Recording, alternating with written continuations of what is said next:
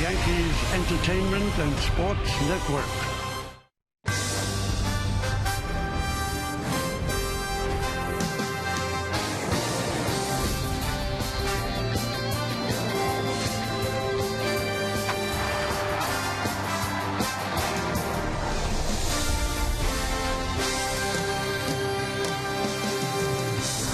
Bad weather here in New York City delayed the start of this game. It was coming down really hard for a while, but they removed the tarp, and it is time for baseball. As Kia Motors presents the Wednesday game of the week. It's the New York Yankees against the Texas Rangers in the third of four between these two teams from Yankee Stadium in the Bronx, New York. Hello, everybody, and welcome to Yankees Baseball, along with Paul O'Neill and David Cohn. I'm Michael Kay. We had a pitcher's duel last night until the seventh inning. Bottom of the seventh inning, nothing, and then the Bronx Bombers came to the plate. Well, you talked about it, Michael. It's 0-0, and all of a sudden they went to their bullpen. Agando, 98-mile-an-hour fastball after a long at bat. Nick Swisher jacks one into the right field bullpen. That gives him a 2-0 lead, and all of a sudden Mark Teixeira steps up to the plate, and he gets a 99-mile-an-hour fastball. Top spins it into the right field stands. 3-0 was plenty of a lead for Kuroda. All right, so that was the offense. The other story was the pitching. Hiroki Kuroda was heroic. 9 innings, 2 hits, 2 walks, 5 strikeouts, 4th career shutout. Look at the split. The first 9 games of the year, not too good. The last 15, very simply put, he's been the Yankees' best pitcher. 8-2 with a 2.30. Let's look now at tonight's New York Lottery pitching matchup. Scott Feldman will get the start for the Rangers. 6-7, 4.64. And for the Yankees, it's Freddie Garcia. 6-5, 4.85. And last time in Toronto, David, he was Freddie Garcia. Yes, he was. And it just makes you think how good the Yankees were, or what a good decision it was to hang on to him after his early season struggles. He did a great job out of the pen for them. Now back in the rotation, he can still mix and match with the best of them. Big spinning breaking balls and that forkball still could be very effective. Freddie knows how to keep a team in the game. And with the Yankees offense, that's probably going to be enough. Good pitching, good offense means it's a very, very hot team, and the Yankees have been just that. Why are they hot? When we come back, Paul O'Neill will tell us why. That's coming up next, right here on Yes.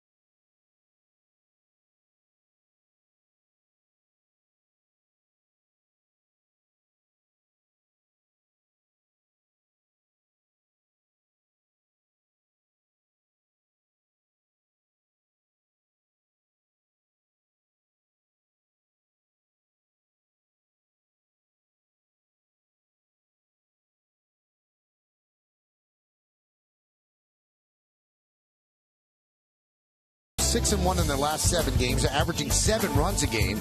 Batting average over 300, 11 home runs. Runners in scoring position, remember that was a problem. It's now 407 in the last 7 games, and the ERA, 3.63. That's Paul O'Neill. I'm Michael Kay, and David Cohn will rejoin us in just a moment. We said this on the broadcast yesterday, how good they look right now. They've looked good this year. Then they had their little slump before this. They look good again. What are they doing well? Well, obviously they're scoring runs, and then this team from day one has had the opportunity or the ability to go out and throw up big numbers. Right now they're doing that. Kuroda, huge start last night. Their bullpen is kind of in order. They're adding some pieces. Some guys are getting hot at the plate. you're right. They're playing good baseball right now. All right, so they played good baseball. They played poor baseball, back to good. What's the real Yankee team? Well, the real Yankee team, if you look at going into the playoffs, obviously you're going to have to think about Andy Pettitte getting healthy, and you're going to have to think about CC Sabathia being the #1 ace. So those are the two big question marks. Are they going to score runs? I think this team can score runs in any situation. All right, there you have it. So the Yankees red hot of late. They play their third game against the Texas Rangers, and that's coming up here in the Bronx. Lineups, first pitch, baseball, Yankees-Rangers, next right here on Yes.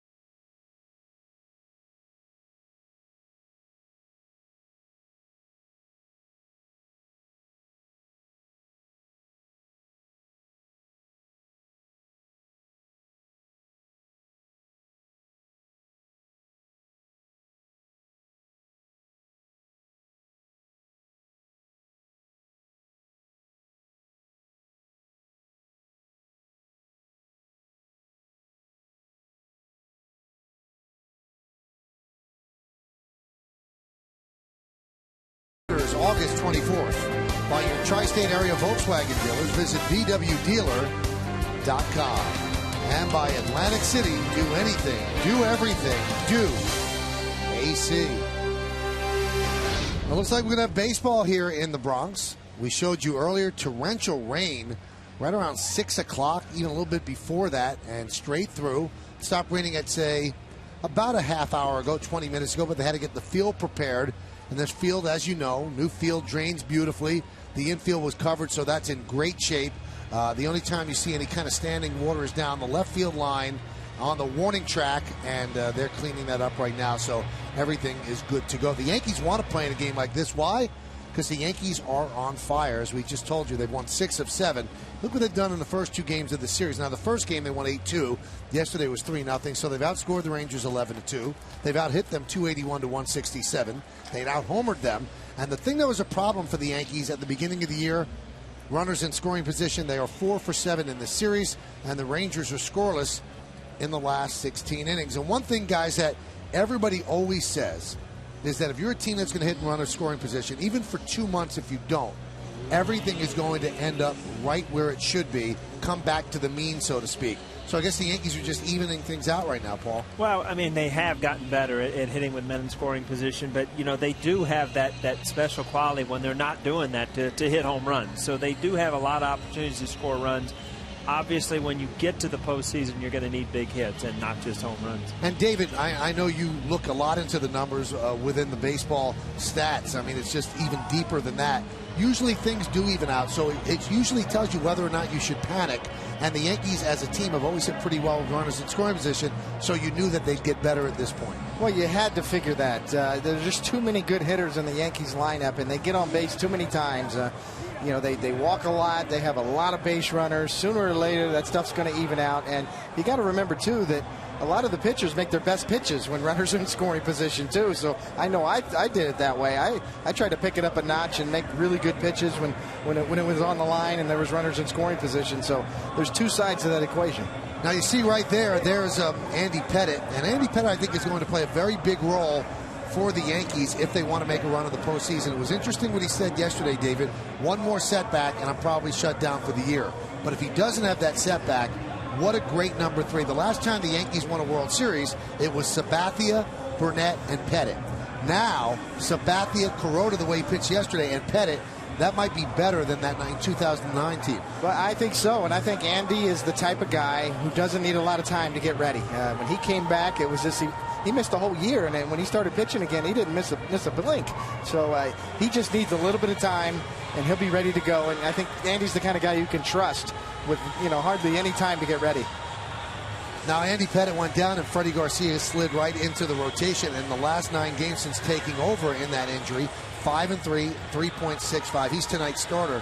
49 in the third innings, and his batting average against was 263. Joe Girardi spoke about Garcia before the game. Here's what he said. Freddie has been really consistent for us and has given us a chance to win every game, and that's all you can really ask for from your starting pitchers. So, I mean, that filling, rotation spots is not always easy, but Freddie's done a pretty good job. He's not going to blow the wheels off your doors or anything like that, and he's just that sort of pitcher, a little bit of this, a little bit of that. Davey is a completely different pitcher than he was in his heyday in Seattle, but he somehow gets it done. He's the classic savvy veteran. It almost seems like he should be left-handed. That's true. You would think so. But Freddie's just never going to panic. You see, look at his demeanor there. All business, no worries. He can spin that curveball up there about 68 miles an hour with the best of them and throw it for strikes. If it's a 2-0 or 3-0 count, he'll still give you something off speed. He's never going to give in. He's going to give you 5 or 6 innings, maybe 2 or 3 runs. He's going to keep you in the game, and with this Yankee offense, that's going to work. Now, in a baseball world, Paul, that it seems like all these young pitchers coming out of the bullpen, like yesterday we saw Gondo at 98, 99, people throw hard. How tough is it for a hitter on a Texas Ranger team to face a guy who might throw a pitch that's 68 miles an hour in this game? Well, that's the one thing. As you go up to hit Freddie Garcia, you don't worry about getting beat with the fastball. You still hit off the fastball, but in the back of your mind, you're probably going to hit off-speed stuff. But I think if you're Freddie Garcia, in the back of your mind, you got to know this is a good Texas team, a good hitting team, and they've been shut out for a lot of innings. You got to be very careful early in this game not to get them rolling and give up a big number. All right, we'll be back with baseball in just a moment. Yankees against the Rangers, third game of this 4-game set. Feldman against Garcia. Yankees trying to take this series with this win. Stick around. We'll be back with baseball in just a moment.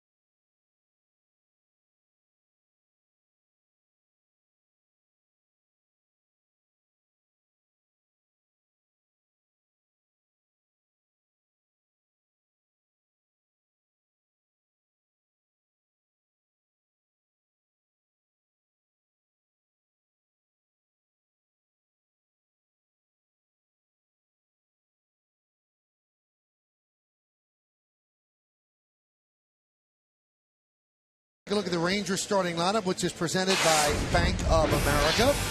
Ian Kinsler, the second baseman, will lead off. Batting second and playing shortstop, Elvis Andrews. Josh Hamilton in center field. He'll hit third. Cleaning up third baseman, Adrian Beltre. Nelson Cruz in right field will bat fifth. Batting sixth, playing left field, David Murphy. Giovanni Soto will catch. He's going to bat seventh. Batting eighth and DHing, Mitch Moreland. And the youngster, Mike Alt. They called him up from Double-A. He'll be at first base, and he will bat ninth. He is supposed to be one of the best prospects in baseball. And there is Freddie Garcia, 6-5 with a 4.85 ERA, 12 starts, 6-5. As I mentioned, 86 hits, 78 innings pitched, doesn't strike out too many, walks just enough, and opponents hitting 283 against him. Let's take a look at the McDonald's pitching scouting report on him. And recent success versus Texas, well, over his last 6 starts, he's 4-0 with a 1.75 ERA. And nightmare during day games, he's got a 6.39 ERA, but at night, He's 4.10, but the records are reversed. 5-1 during the day and 1-4 at night. So a little bit of a trick there, but new resurgence. He's allowed 3 runs or fewer in 7 of his last 8 starts since he's gotten back in the rotation. All right, it's going to be a rain delay of about an hour and 45 minutes, but we will have baseball here in the Bronx. Game 3 of this 4-game set. The Yankees won Monday, they won yesterday, and now a little bit of a later Wednesday start, but a start nonetheless. Kinsler's ready, Garcia's ready. Let's do it. Here in the Bronx, the breaking ball's a strike, and we're underway. Yankees now have the best record in the American League with these 2 wins over the Rangers. These 2 teams battling it out over that spot. There's a strike. 86 and 87, Coney. Came right out of the pen. 2 heaters. That's a good sign, too, because it's just off the edge and he gets the call. So, you know, guys like Freddie, well, you got to get that call when you're throwing it right there. The official rain delay time, 1 hour and 45 minutes.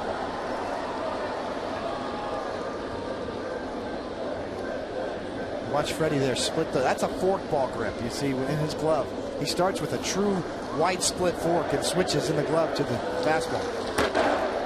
Way outside. Oh, but some funky movement on that ball. I mean, that ball, it wasn't a curveball, it wasn't a slider. It's just it's a split finger. Yeah, that's a true forkball. The wide split, and it's on a boogie board. Look at that. Every once in a while, even on a monitor, you look at it, you see weird movement on the ball, and that has a lot to do with those split fingers or the forkball, and then you get a weird movement. It just knuckles down. Popped up. Jeter right there, and Jeter puts it away for the first out. When we check out the Yankee defense, brought to you by your Mercedes-Benz Tri-State dealer. Ibanez, Granderson, and Ichiro left to right in the outfield. Infield, Chavez, Jeter, Nix. Cano has a stiff neck, so he's not in the lineup today. Swisher, and that's third to first. Martin behind the plate, and Freddie Garcia is on the mound.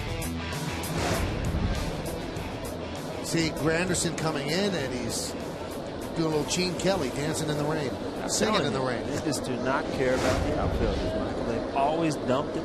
Coney, when you came in after a rain delay, the mound was in perfect shape, wasn't it? No, you saw him water in the infield before the game. The infield actually needs a little extra water. We need some diamond dry in the outfield. But, you know, by the 3rd inning or so, this field will suck it all up and be perfect.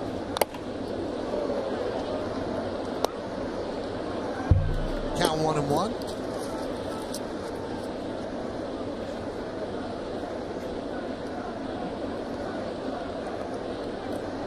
Andrews 5 for his last 11, but in the month of August, 21 for 53. That's 396 average. He's hitting an even 300. 1-1. Shows bunt, takes a strike. The game time weather is presented by Bigelow Tea. It's not raining anymore. That's all we really need to know. 71 degrees, but high humidity. There's rain out there. 4 miles per hour is the wind, and we've got some scattered showers in the forecast. The original game time weather was very easy. It was raining. Rain and home.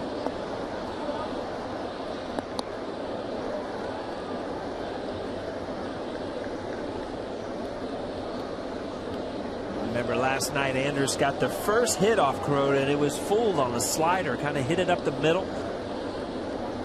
He's been on a tear in the month of August. Fouled away. Always get questions, what do players do during rain delays? And now we get questions, what do we do? Talk on the phone, do a 20-minute hit on the pregame show. Wow, I felt. Get some ice cream.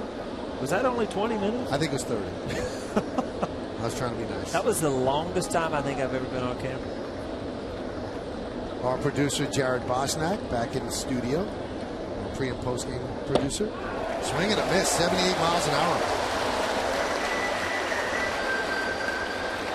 Cody, so far so good. I mean, he's come out throwing a lot of fastballs early in the count, and then he gets to that split finger count, and you see that knuckling, almost like a knuckleball. Cody, you talked about that's a true forkball. A lot of the split fingers, you'll see a lot of spin to it, but not the forkball. You really dig it in those fingers, and it's very hard for a hitter to pick it up because it has the same arm speed, and it actually just slips out of his fingers. Josh Hamilton. Boy, he jumps on the first pitch a lot. And there's one away. 1 inning away. So the Rangers go down in order. It's been a big couple of days for Nick Swisher. He's coming up second in the bottom of the first. Jeter, Swisher, and Granderson in the bottom of the first.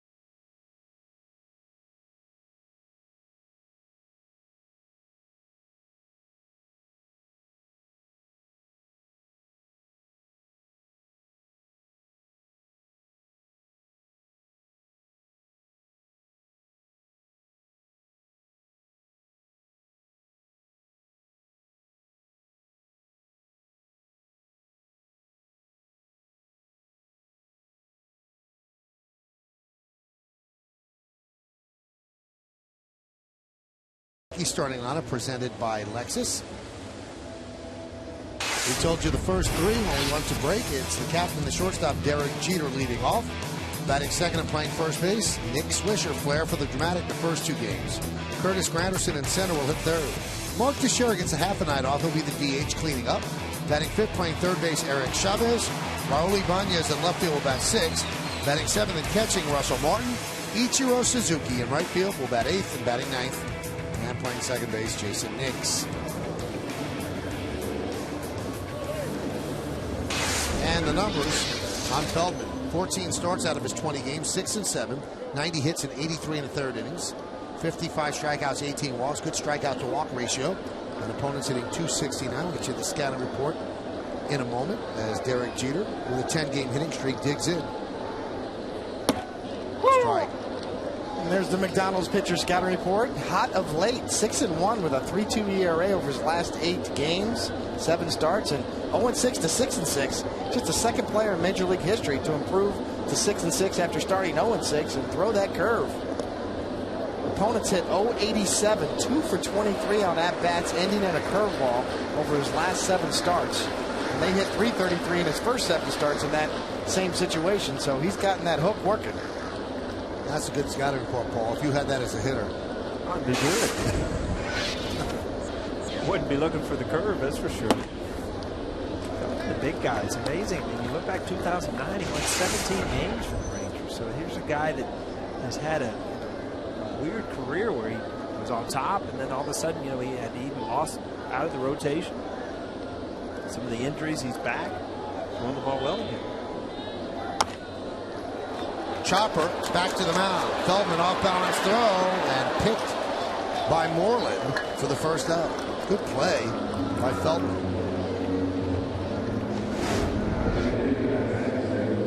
Well, Michael, this play is going to make the high school team the Brantford Hornets, which is where Michael played in Connecticut. Brantford, Connecticut, the Brantford Hornets. He picks it. The pride of Brantford, Connecticut, right there. I walked in the locker room the first day, and he was in talking to Lee Mazzilli. Good friends with Lee's younger son, obviously, that plays at UConn.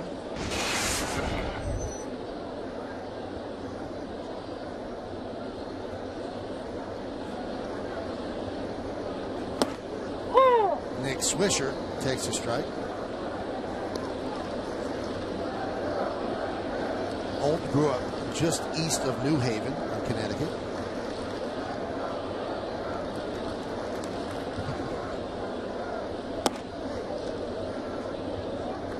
Count 1-1. See Freddie Garcia just zoomed through that first inning, and as an everyday player, you're so into schedules and rain delays. You're sitting around, and it's almost like it takes you a while to get into the game. You know, you're starting at 9 o'clock instead of 7 o'clock. From a pitcher's standpoint, same thing, Coney, or didn't really bother you? You know, it can. You know, it takes a veteran to sort of relax yourself because you get yourself ready to go, and you know, you got your recipe just right, a cup of coffee going, or whatever it takes, and you know, all of a sudden you're in a holding pattern. Kind of like sitting on the runway at LaGuardia, you know, for about 3 hours. Beautiful thought from the past 2 weekends, huh, Michael? It's not been enjoyable. But you know, like I said, I mean, and Coney, I'm sure you noticed it. Everyday players are on such a schedule. I mean, it's 5:30 BP to 6, and then it's 7:15. You put your shirt on, and then you know it's 7:25. You're running your sprints, and it's just all of a sudden it's 9 o'clock tonight when we're starting the game. Well, here's that curveball. You see the horseshoe grip? Look at that spin. It's pretty tight. Swisher right over it.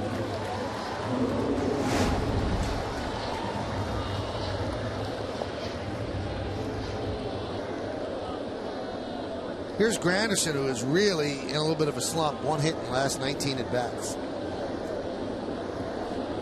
So he gets moved up to the number 3 hole in the lineup, and he lines one foul.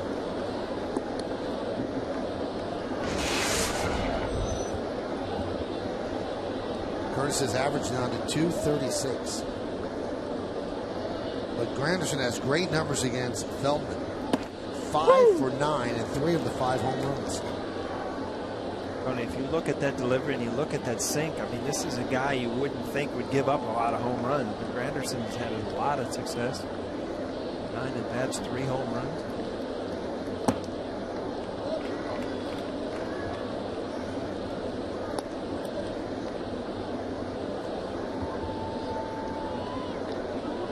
That'll get your attention. You know, even though that's a small sample size, that's 3 homers.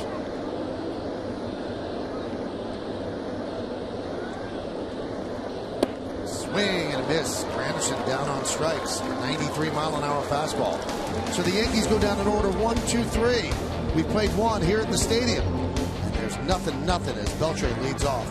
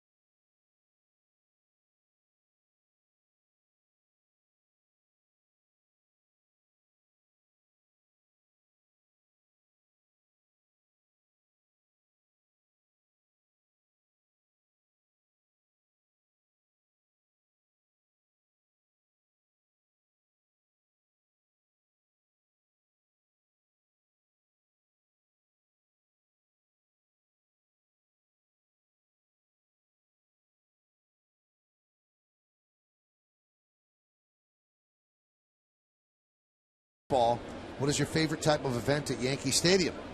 Choices are boxing, concerts, football, or soccer. Text your vote to 42951. Standard text messaging rates apply. There's a strike now. Garcia worked at 1, 2, 3 first inning, so he is pitching a perfect game, and so is Scott Feldman. After 1. After 1. The only thing I noticed was, all right, we're through one, and I looked up and it was 5 after 9. That was my only problem with the first inning. It's almost like we're doing the game in Seattle, right? The West Coast start time.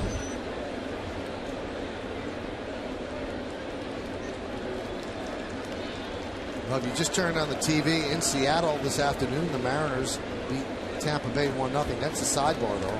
The lead story, Felix Hernandez with a perfect game. Amazing performance. Another game that might interest the Yankee fans. They're in the it was the bottom of the 6th inning, and the Orioles lead the Red Sox. Well, the wheels are falling off in Boston. I think there's so much going on other than baseball that it just takes your mind off the game. You know, we talked about King Felix and another ruby in the crown. 2-2 delivery. Strike 3 call. A perfect game thrown by Felix Hernandez. That was Dwayne Stats. You recognize that voice, huh?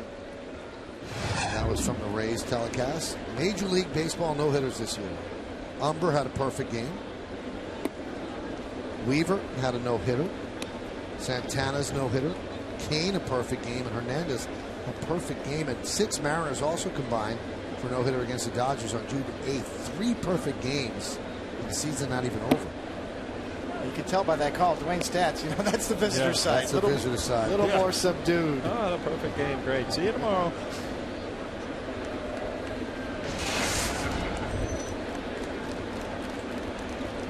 The 2-0 to Cruz.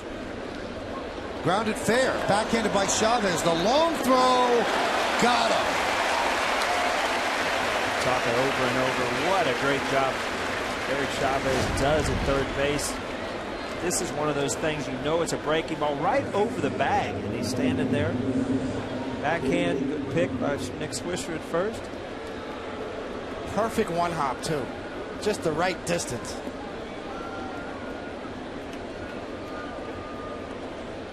It's become a play of a lot of infielders, shortstops, where you don't short hop, and it was actually kind of invented by Davey Concepcion in Cincinnati.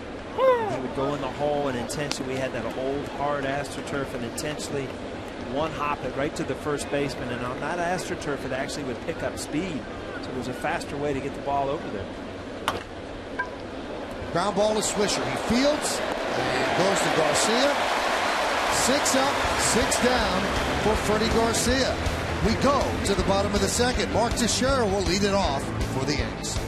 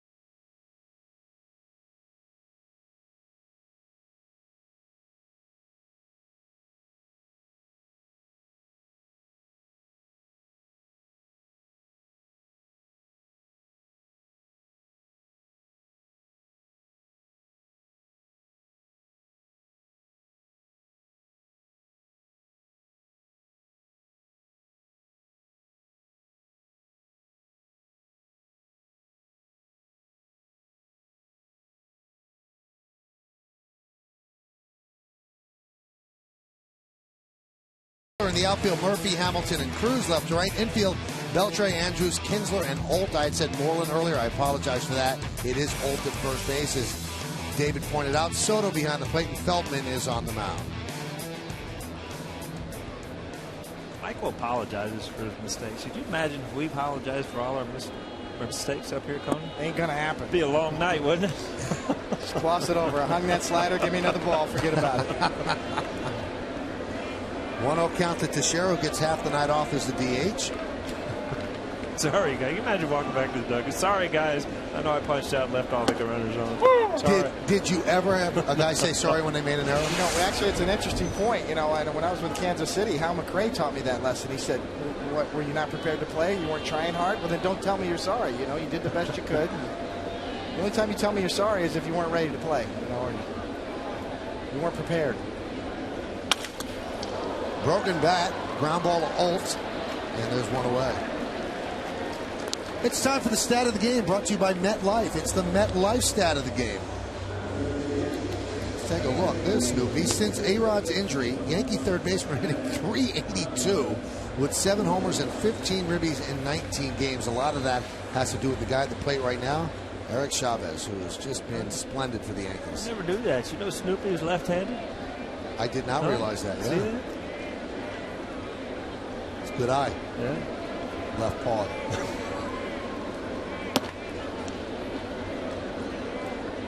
Count 1-0. Ambidextrous. No, well, look at that. Now, wait a minute here. He could just play with both hands. What's the deal with that? Very confusing. Yankees have an ambidextrous pitcher in their system, Pat Venditti.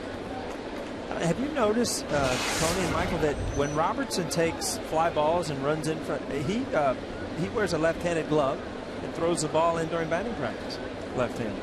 I did not notice that. 2-1. Saving his arm, huh? Yeah. And I asked, I saw it in a couple of days, and then I asked Kevin Long. He said, yeah, he can actually throw the ball pretty well, too.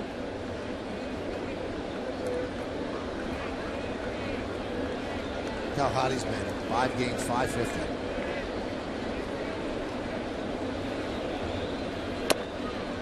Fouled off.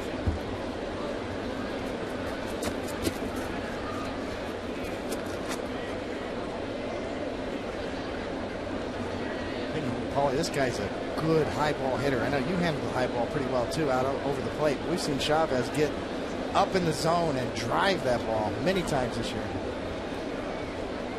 He stands tall. He has a big leg kick, and it almost sets him up to hit that ball here and up. And most left-handed hitters are looking for that ball down and in. You just kind of drop your bat head on it.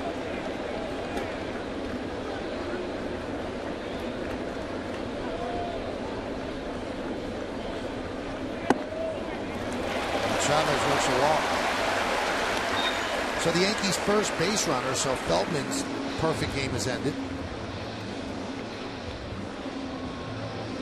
First base runner of the game.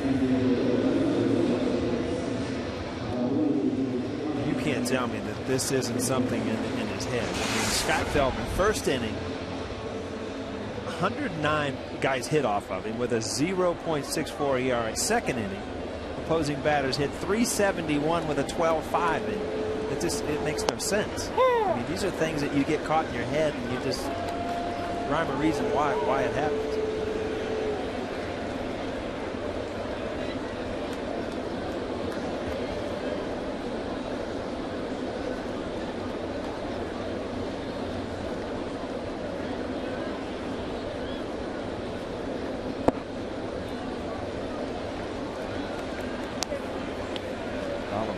Those are the pitches that, Tony, when you're pitching, you just love to get ground out. So sinkers that are just down. Yankee hitters are really good at making guys throw strikes, especially when they're going through a good time offensively now.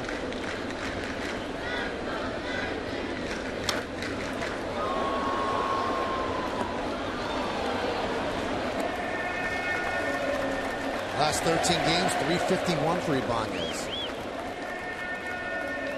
A lot of big numbers on the Yankees side. You imagine pitching against this team now, Coney. You pick up the you know, the last 10 games, you probably don't even want to take them out. Yeah, the Yankees have just good diversity in their lineup in terms of approach. You got some guys that swing early in the count, and like Ibanez, he'll work you a little bit.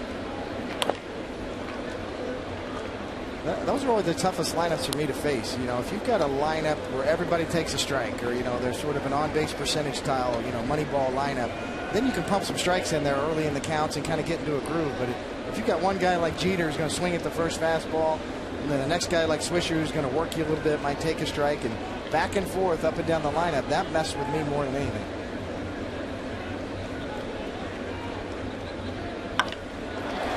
Hammer to right field, a base hit in front of Cruz. Yankees first hit as Chavez moves to second.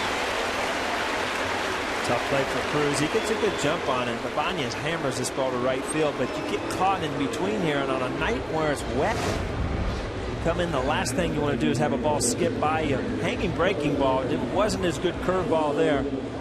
But Ibanez took the tough pitches and got a hanging curveball and just hit a little top spinner. But again, Cruz does a good job keeping that ball in front of him.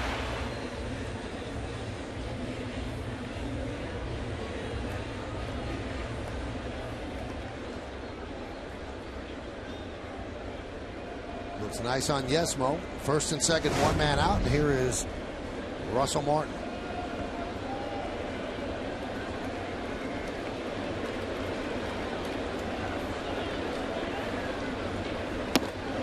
Strike. Russell Martin thought that was a little bit outside.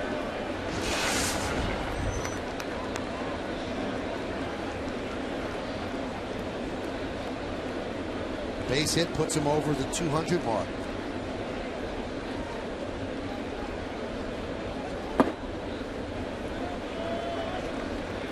So you're talking about just a grind. Martin has been over 200 only 18 days all year. And, you know, I've talked about it before. Every time as a hitter you walk up there with these new great scoreboards, it's just right in your face what you're hitting every single night.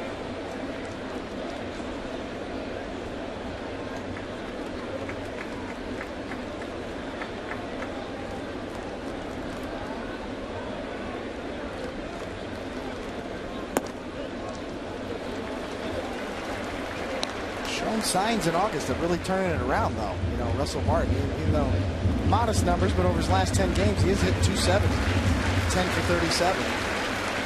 And in the month of August, that actually much better.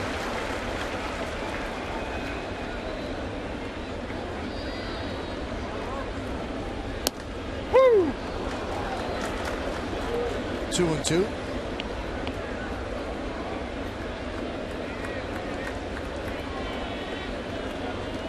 Last night, Coney, as a pitcher, every once in a while you start getting runners on base and you kind of peek over in the on-deck circle, and I tell you what, every once in a while I just look down there at Ichiro on the on-deck circle, and he's doing, you know, the flamingo poses and the stretches, and then this, can you imagine how sore you'd be, Coney, if we went through that regimen every day?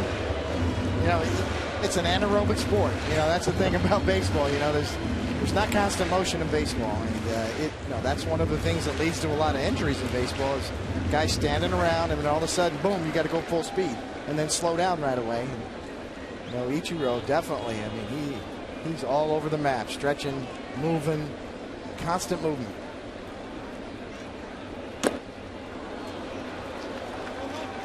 Fouled it off. That's how you see the big guys out on the mound with those big boilers, and then, you know. This is easier to pitch. You don't have to run. You can't, you know, that was Jim Cott. Jesse Owens never won no games, you know. No, you can't run it up to the plate.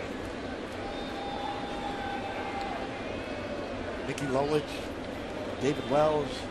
I didn't know if you were going to reference Boomer or not now that with his new svelte body. Boomer's proud now when he walks around. Boomer's in good shape. He is. Durable, though. He outlasted all of us, you know. He had a rubber arm. He could pitch right now, I guarantee you. He didn't retire. He still hasn't retired. Is that right? You have to sign papers for that, Coney? You can make an announcement. Yeah. You know. I think you have to officially send papers in, and he has not done that.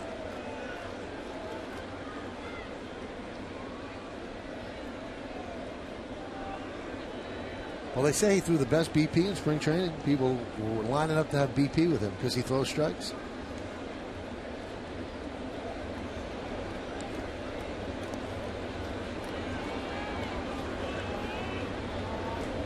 2-2. Missed outside. Count is full.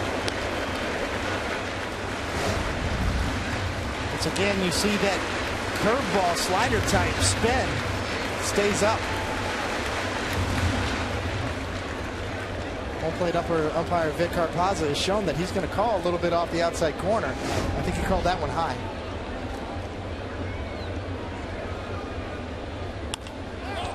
Popped up. Andrews for the second out.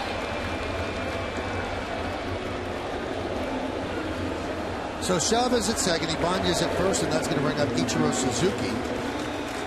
And these are spots where Ichiro has really excelled of late. He is 6 for his last 7 with runners in scoring position. Tough guy to face with men in scoring position because he doesn't go away. A lot of guys get up there in these situations and they try to do a little bit more than their normal at bat, whether try to hit a home run or try to do too much. Ichiro's he's a slap hitter. He knows what type of hitter he is. Nobody on once in a while will try to spin on the ball, but right here, he just sticks with what he does. We try to get base hit. Tough guy to pitch to.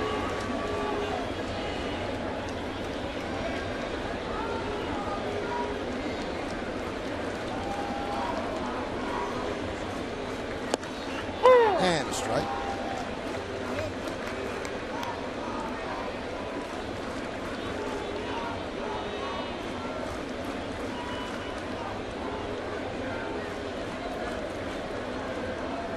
Streak going there. 5 hits in his last 5 at bats in this situation with 2 men out.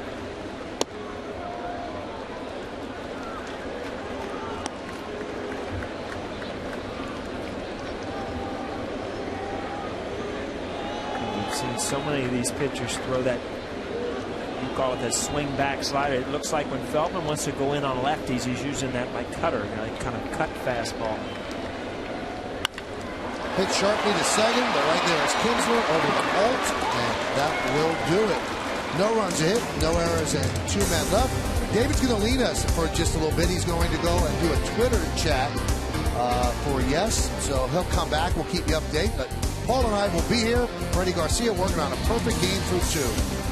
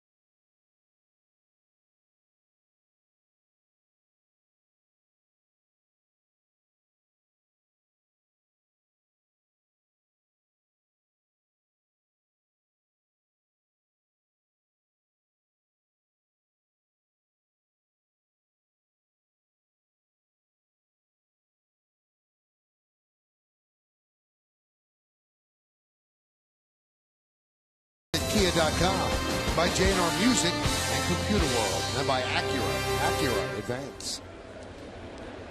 We go to the 3rd inning. There is no score. 6 up, 6 down against Garcia on the Lincoln scoreboard. A lot of zeros there. Yankees do have one hit. And Soto takes a strike. So we lost David, who is now doing a Twitter chat for us here at the Yes Network. The 0-1. Swing and a miss. 0-2. Here's David with Joe Oriema.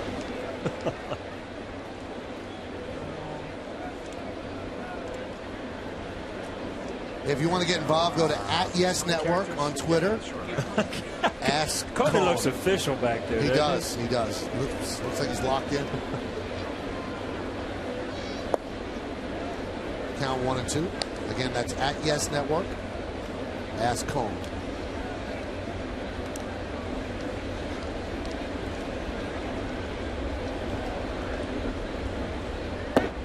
Missed outside. Freddie's really using that breaking ball and that split finger when he gets ahead in the count. Good fastball tonight for him. Came out of the pen throwing 87. And that's a good sign for the Yankees. Swing and a miss. One out here in the third.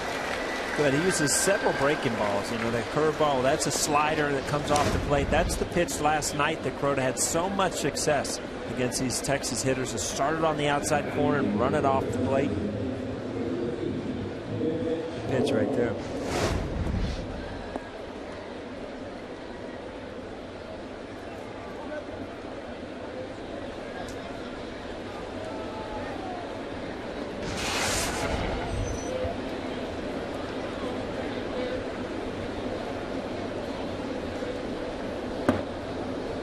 Pitch of Moreland is low.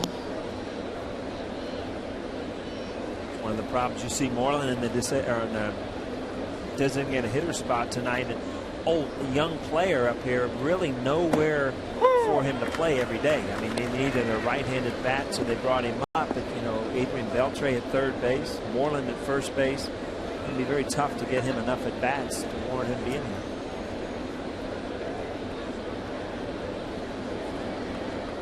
One.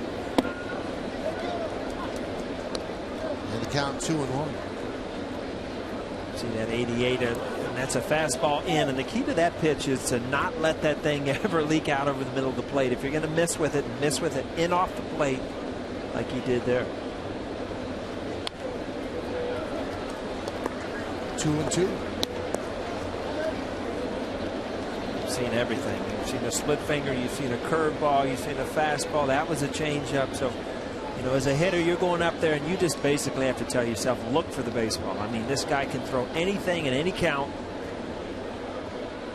Not necessarily pitching backward. He just has a lot of pitches that he has to try to mix up.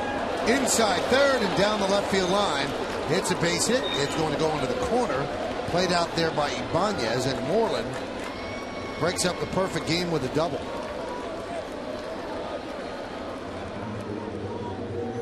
So the first base runner for the Rangers, and David Cone locked into his Twitter chat. What are you doing up there, Coney?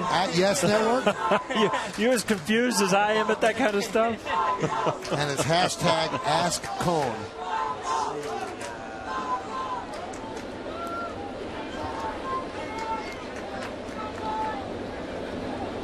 Here is the aforementioned Mike Olt.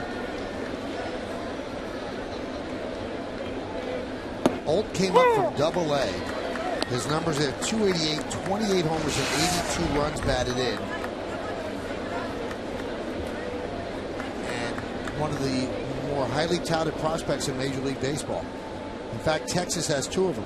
Shortstop Jerickson Profar and Mike Olt. Lofted into center field. Granderson will make the catch for the second out.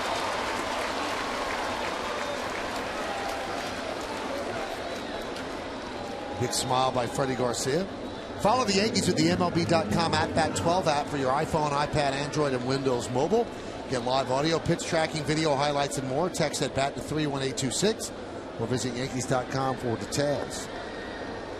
That's a lot of information. That's a lot. Huh? That was a lot. Quick.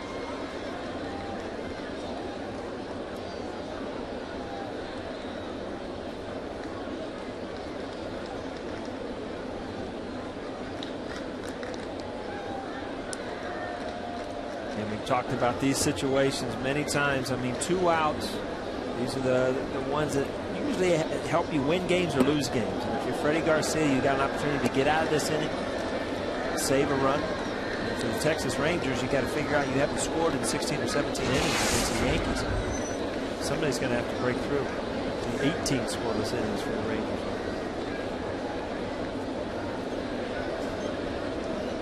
How'd I miss that inning, Mike? One behind.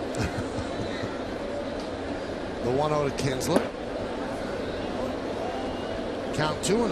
Kinsler popped to Jeter to open up the game. We had an hour and 45-minute rain delay at the start. And you look around this ballpark, not too many people left. And an hour and a half of it we spent on doing a pregame show, Michael. You keep bumping it from 20 minutes to 30 minutes. Now it was an hour and a half.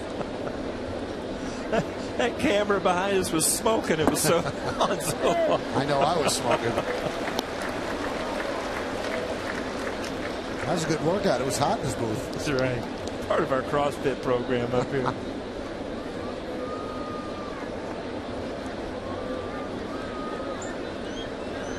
I mean, we've talked about Freddie, how he'll throw anything at any time. I mean, this is a 2-1 fastball situation, not necessarily what you look for if you're hitting. Hit sharply to Chavez. So smooth over third. He gets Kinsler, and that will do it. So the double is not a big deal. No runs a hit, no errors, and 1 man left. We go to the bottom of the third. Nix, Jeter, and Swisher as Coney continues to tweet.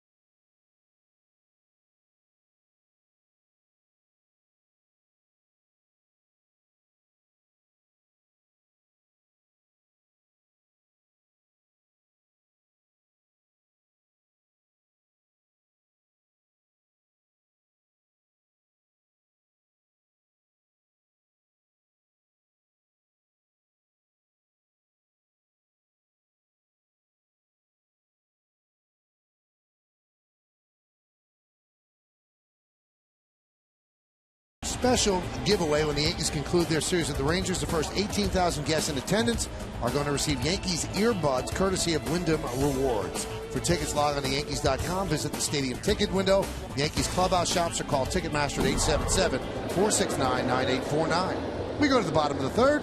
Jason Nix will lead off, and he takes a strike from Scott Feldman. The Lincoln scoreboard has no score. And there is the head coach of the New York Knickerbockers, Mike Woodson. He's excited about the upcoming season. They got a true rival now with the new Brooklyn thing. That's right. One of his players just came back from London with a gold medal. Carmelo. 2 of his players. Tyson Chandler. Oh, too. that's right. That's right. 2. It's got to be a neat experience for them. And one of the Net players came back, Darren Williams, with a gold medal. The old Brooklyn hat. Grounded foul.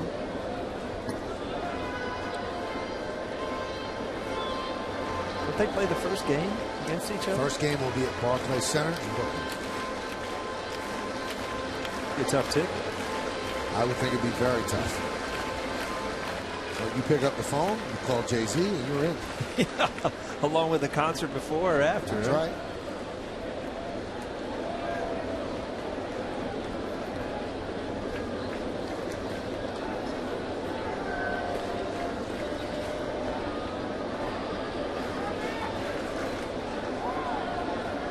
One-two.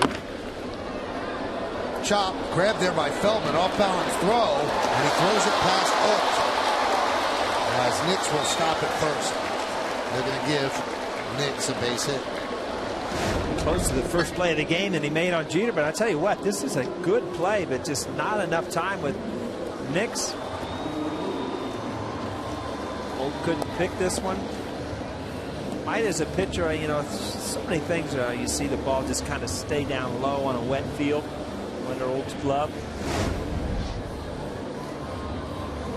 You know, you react as a pitcher and you get everything you can, but you know, if you let that ball go, Beltran probably has a better chance to throw him out there. Tony, you back?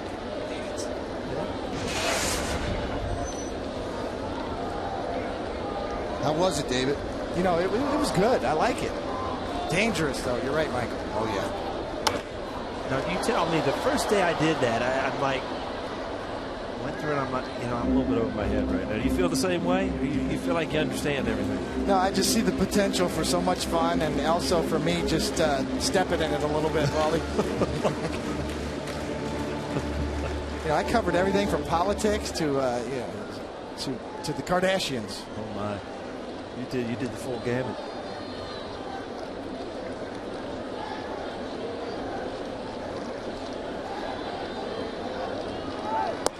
Runner goes, throw to second. Well, Nick's got a great jump. He is in there with a stolen base.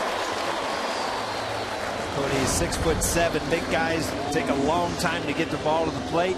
Nix gets a good jump. No chance for Kinsler. His fourth stolen base of the year.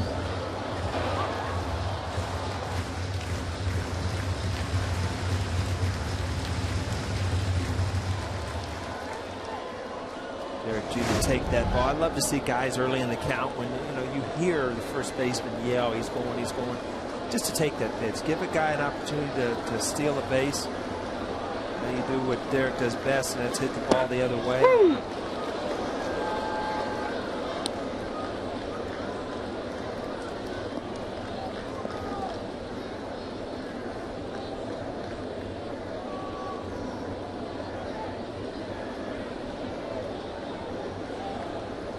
Jeter, one of the few guys in the Yankee lineup with good numbers with runners in scoring position. 329 for the year.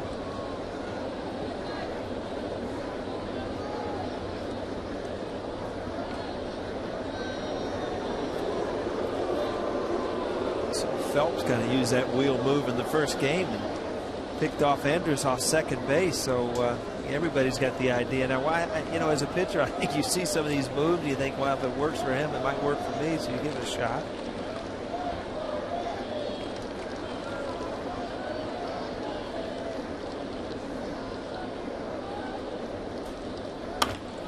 Jeter inside outs the ball to right field. It is a base hit. Knicks rounds third. They'll hold him right there. Cruz with a good arm. Fires in and Alt cuts it off. So base hit for Derek Jeter, and he now has an 11-game hitting streak. A lot of times pitchers know what Derek Jeter wants to do, and it's easier sometimes to inside out that ball on the inner half of the plate. See him pull his hands in and just bring the barrel and just shoot it over the second baseman's head. It seems so opposite, Coney. You think if a guy wants to go the other way, that he wants that ball away, but a lot of times if you just stay in there, you can hit that ball the other way on that inside pitch much more effectively. Yeah, you're almost better off throwing Jeter off speed to try to speed up his bat to get him to pull the ball in that situation instead of being able to go the other way and move the runner.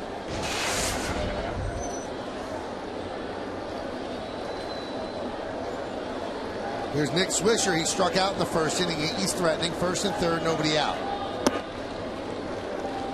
Pitch inside, 1-0. They shift for Nick more than any team really does. Have 3 infielders on the right side, and much of the left side of the infield is wide open. My question here, I mean, if he hits the ball the other way, I mean, who's covering second here? Jackie Moore there, and Washington got this all figured out, huh? They hope. Here's the 1-0. Loop, left field side. It is going to be a base hit. Nick scores. Jeter running hard all the way. Will go to third. Swisher at second with a bloop RBI double. And it is 1-0 Yankees. Well, again, as a hitter, you see that switch and the shift, and it almost like encourages you to try to hit the ball the other way. You got about 150 yards to the pin. Yeah. You break out a little pitching wedge. See, right off the label. Just fight it off. Little backspin. Check out. That wet outfield. You get that thing for as a pitcher. You know, when a guy hits a ball hard and you go back to the dugout, it's like, you know, hang with him. Good swing, good thing. And it used to irritate you. And as a pitcher, it's the same thing, I would imagine. You know, great pitch. No, it's not a great pitch. The guy just got a hit and drove in a run, you know. So a visit from Mike Maddox. And that's going to bring up Granderson, who struck out in the first inning. He's 1 for his last 20. Infield is back, so they'll give up a run on a ground ball.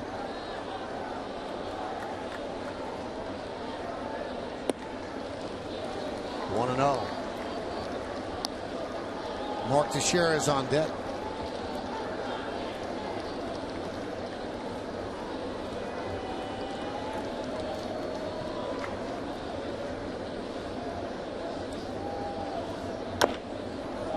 Off the foot of Granderson. Rolls all the way to Kinsley.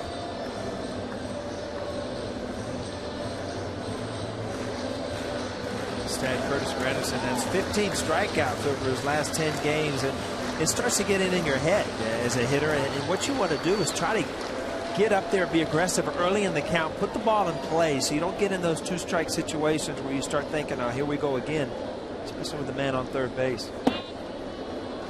2-1.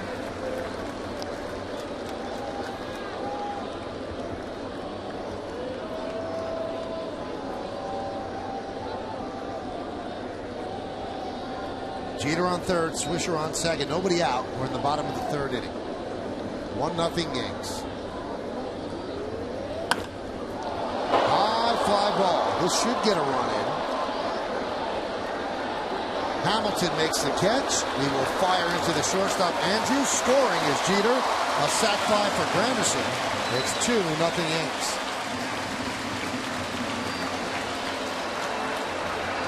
A lot of things happen on that play that are just fundamental. Granderson get a pitch that he can keep in center field, get it out there deep enough. Josh Hamilton smart enough to know how deep he is. This is kind of a cut fastball. Didn't quite get it in there. But Josh Hamilton knows it's deep enough. He keeps Swisher at second base by throwing to the right base. Nothing worse than an outfielder just heaving one home and letting that guy from second just cruise into third base.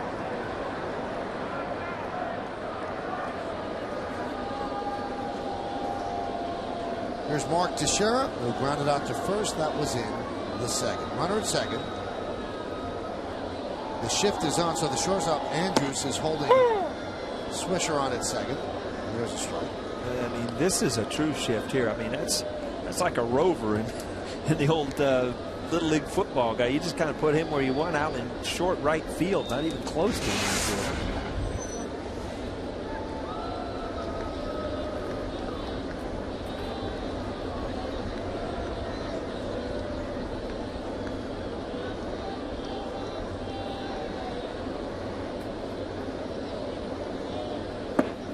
Pitch outside. 1-1.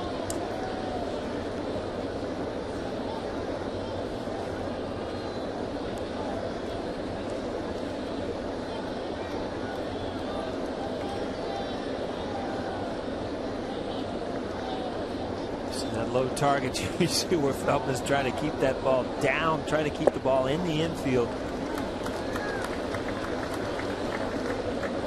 Never understood that one, Tony. I mean, that target right there is for a ball.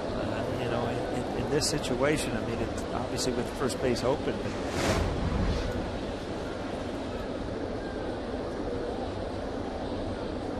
Kept it low. Yeah, it's a tough one to hit there.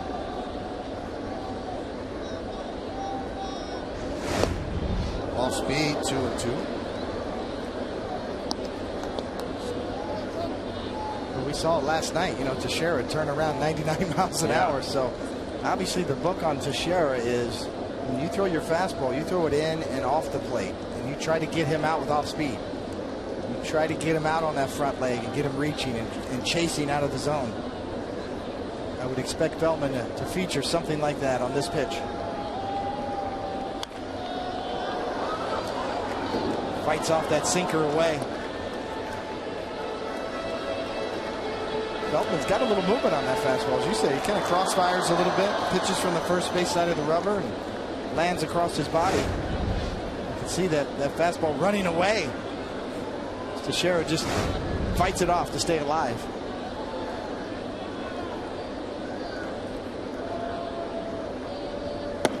Strike 3, Teixeira down looking. 2 outs. Right there, you have to make that perfect pitch. And Coney, you talked about he's calling a little bit off the plate, but I mean, he featured a lot off speed early, and then he went to a hard sinker away, and then he threw that cutter. He kind of runs in right on the inside corner.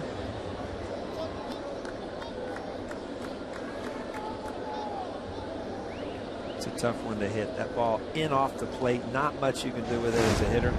Just hope that the umpire doesn't give it to him. Here's Chavez. And a strike.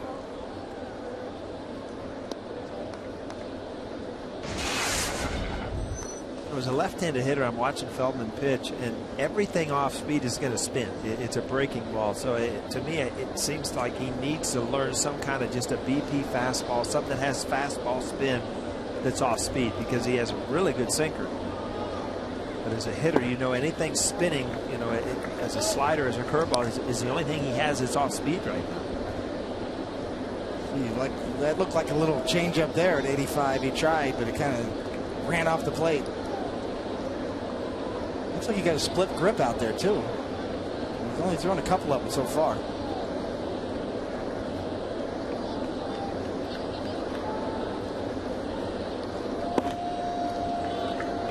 Two and one. And this is what Paulie's talking about. This is his off-speed pitch right here.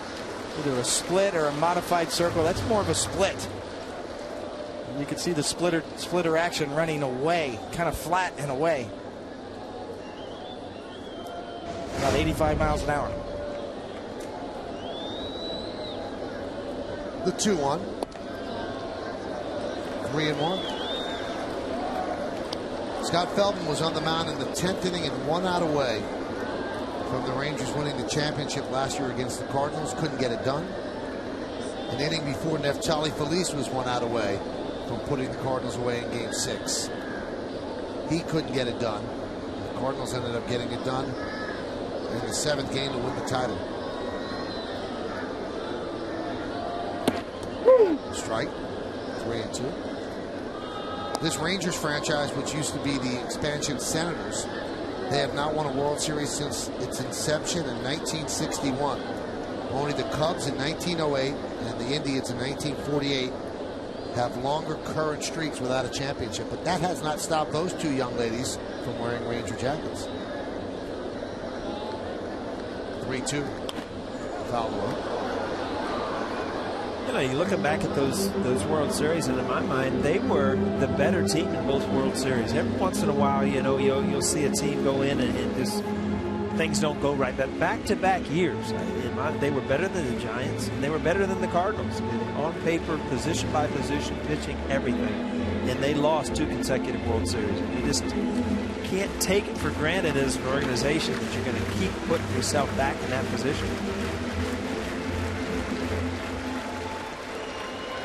Nelson Cruz had a chance to end the World Series. The ball went over his head in right field. So there were a lot of just misses last year. Almost seemed like the Cardinals were a team of destiny. 3-2. Foul back. One of those pitches right there, Cody, you're glad to get back that it's not, didn't end up in the seats. Kind of a breaking ball, but it ended up over the middle of the plate. Into the 3-2 count, hitters are going to stay on the ball a little bit longer. This is the ball gets to hit a long way. It's kind of a hanging breaking ball over the middle of the plate.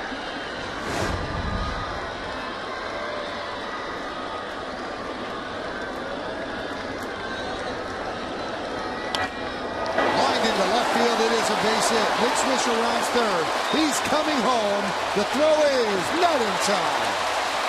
It's an RBI single for Eric Chavez, who continues his hot hitting. And the Yankees now lead 3-0. Feldman missed on 2 consecutive pitches. And Eric Chavez fouled one of them off. And you're going to see Soto's glove end up over the middle of the plate. Ball's supposed to be in. Chavez does a good job of just shooting the ball to left field.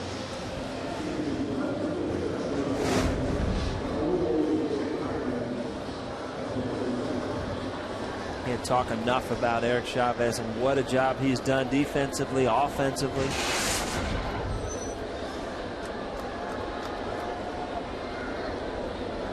Here is Ibanez with a runner on first. That one's driven to right field. Going back, Cruz, and he makes the play he did not make in the World Series last year to end the inning.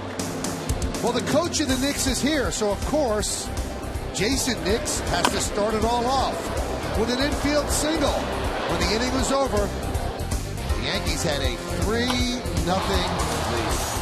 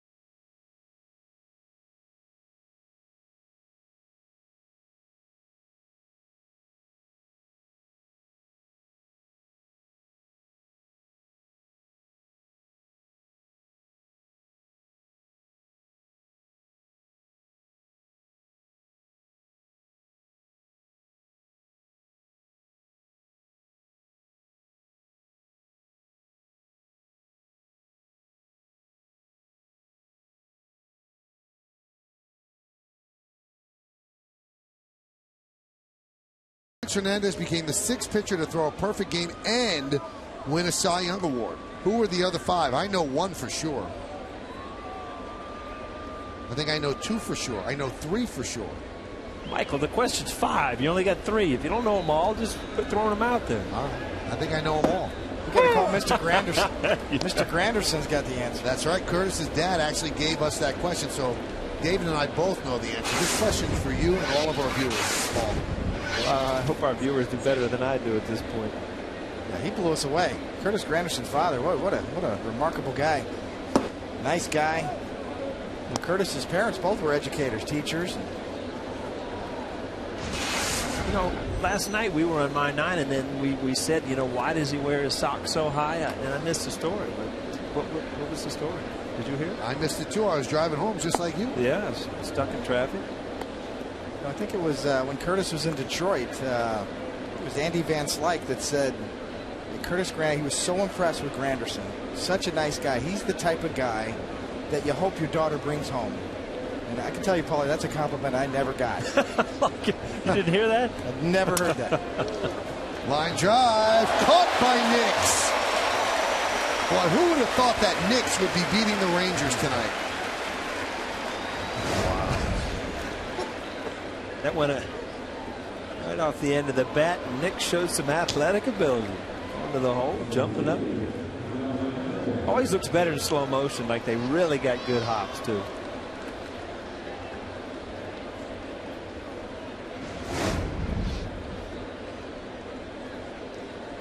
Here's Hamilton. There's a strike. Josh Hamilton, I think, has made his mind up. All right, I've swung at the first pitch at every at bat this series. I might want to take one. Again, if Freddie Garcia threw him off speed anyway. Across the street at the old stadium, this guy put on one of the great shows at the Home Run Derby before the All-Star game. It was amazing. He had the crowd just in his hands. Almost hit balls out of Yankee Stadium. What power. It's the old stadium. I'm looking at the card. This is the only stadium that Josh Hamilton in American League has not homered in. Is a new Yankee Stadium. He hit them all in the old stadium in the home run contest. In 43 career at bats here.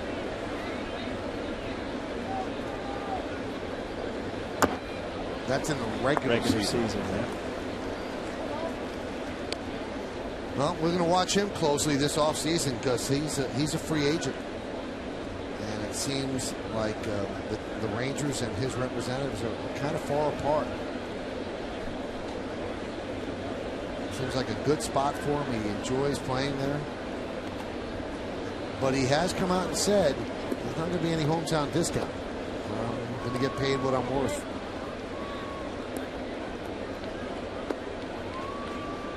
Well, there's only one way to find that out. That's to go out there and put yourself out there and see who bites.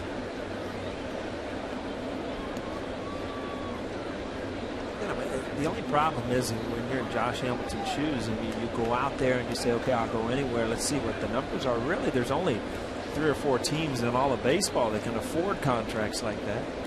So you've kind of narrowed things down before you've even started.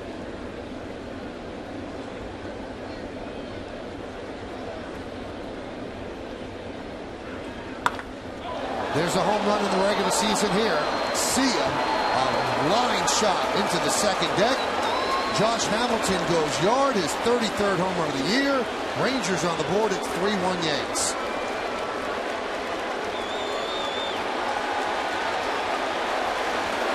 And his 100th RBI.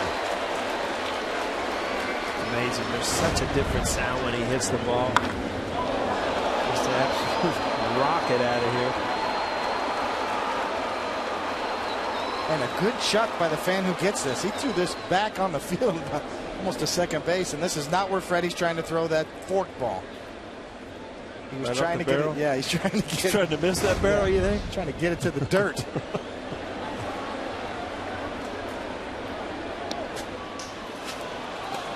Boy, his forkball doesn't have any rotation whatsoever. It really has knuckleball qualities to it. It's just the wider split. The difference between a splitter and a forkball is just how wide you split your fingers. Lined into right center field. It's a base hit. Ichiro Suzuki comes up. And it's a single. Let's take a look now at the Coors Light Cold Hard Blast. Again, just listen. You know where this one's ending up. Comey, that's the one when you're pitching, you don't even turn around. You just look at the umpire and put your glove out for another ball. 33rd home run, which is a career high for Josh Hamilton. I also, Paul and David, got a text from Russ Salzberg, who does the post-game show on My 9. He said that Curtis wears the high socks to honor the Negro League players. All right. Thank you, Russ. I feel in tune now. There's a ground ball to Chavez. Goes the short way. Not in time. Back to first. Not in time. So Beltre hustling down there. Beat the throw from Chavez.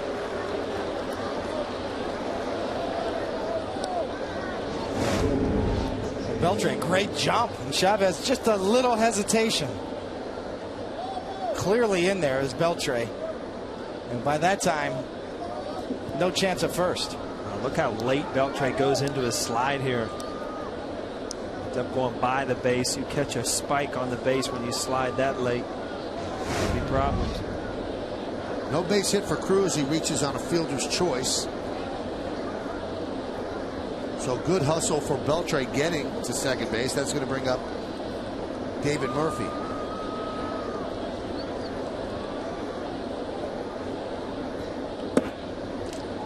I think that was more the high hop, you know, off the bat of Cruz than it was any hesitation by Chavez.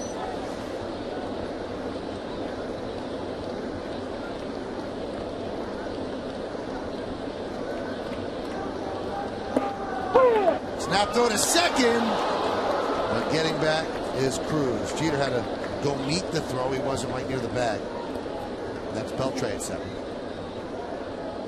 You know, I'm looking at the stat here, Michael, and as you watch this pickoff, see Jeter, very easy for him to come in behind for where he's playing. He never got the second. And Josh Hamilton is great a hitter. We just saw him hit a home run. There's a stat on him. It's unbelievable. I mean, Josh Hamilton has made contact on only 65% of his swings, which is the lowest rate of any batter in the majors. And he's done that much damage. I mean, when he hits the ball, he's doing something with it. It's amazing to me. Very aggressive. Swings at a lot of first pitches, more than anybody in the big leagues for several years now. Will chase balls in the dirt, will chase outside the zone, although as of late, since Nolan Ryan's criticism, has been a little better in that category. But Paul, you're right. You can get anywhere in the strike zone, he's going to get the fat part of the barrel on the ball.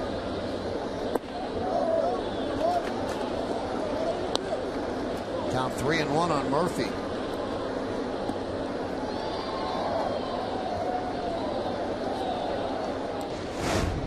Take a look at this pitch. That's Freddie's changeup. Clearly down. Russell Martin tries to jerk it back up in the strike zone. As Freddie will switch grips.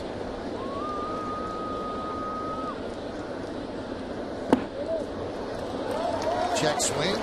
They check at the third base umpire, Jeff Kellogg. He said yes, he did check, and now the bases are loaded.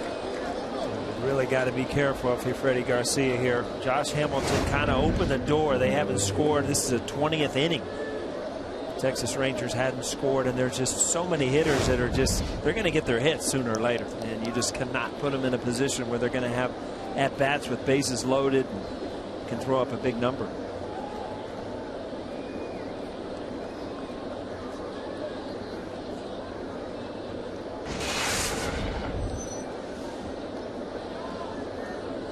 Here's Giovanni Soto. He struck out in the third inning. Big spot in the game here in the fourth. Bases loaded and one man out. Strike outside corner. This is where Freddie's experience can really pay off. Even with the bases loaded, he's not going to give in. First pitch slider right there. Outside corner down. Even if he falls behind, he's not going to just throw a fastball right down the middle.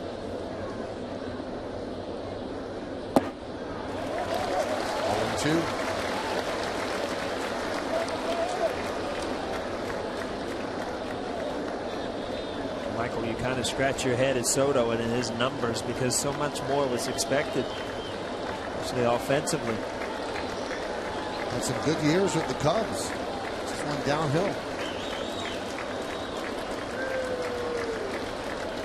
And the 0-2. Just kept pushing the envelope. A little farther away. He did not bite on that one, so the count 1-2. If you're a hitter, you got to realize you can't lose your patience here. You cannot get yourself out. Freddie Garcia, as Coney said, is not going to give in when he's behind in the count. He's definitely not going to give in when he's ahead in the count. So you've got to realize that you've got to look for a good pitch to hit here. This could be a double play. There's one. On to first. Swisher kept his foot on the bag, made the play to complete the double play. A good play by Swisher on the throw by Martin. On the throw by Nix, he's there. They went in hard. And you can see he did keep his foot on the bag to end the inning. And the Rangers score one and they leave two.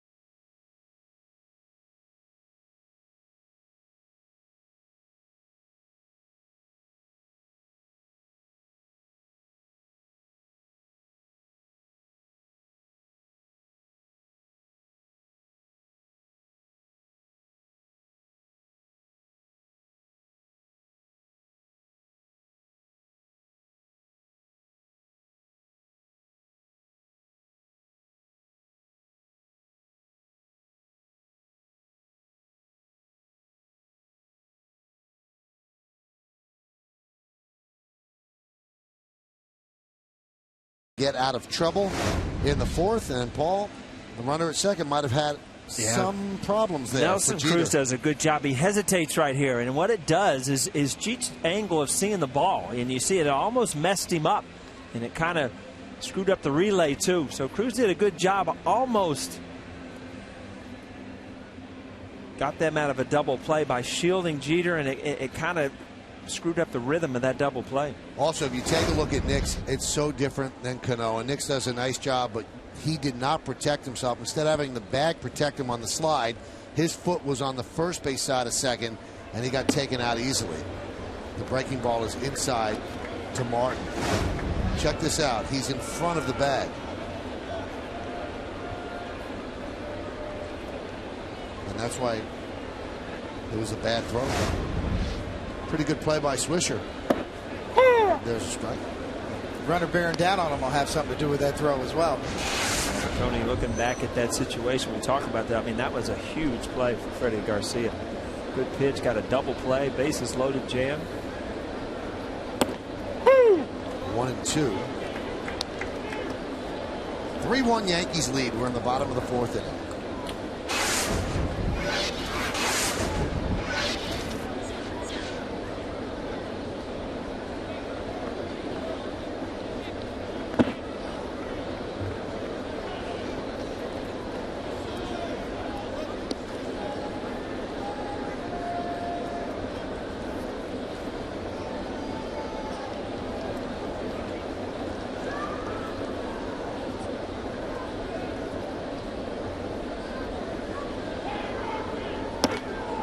Did he go?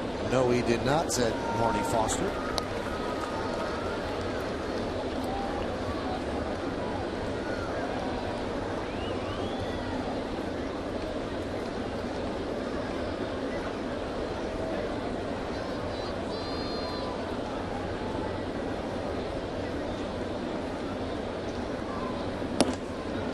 And Martin ends up walking.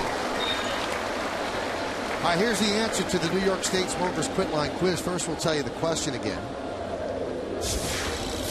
Today, Felix Hernandez became the sixth pitcher to throw a perfect game and win a Cy Young Award. Who were the other five? One of them's in Booth. Got to be Coney's one of them. I got that one. Randy Johnson, Catfish Hunter, Roy Halladay, and Sandy Koufax. That's some nice company there, David. Coney, look at you up there with big names. It's a fluke. There's something about that Sandy Koufax name. Is it because he didn't pitch in our era that you just hold these people like on a different level? Yeah, his numbers over a 5-year period. A lot of people feel, you know, if you want to just cut out a 5-year period, that Sandy Koufax had the greatest 5-year period in the history of the game. Of any pitcher. Of any pitcher. He was that dominating for that period of time. Ground ball left side. Andres Fields gets the force at second. Nice play by the Ranger shortstop.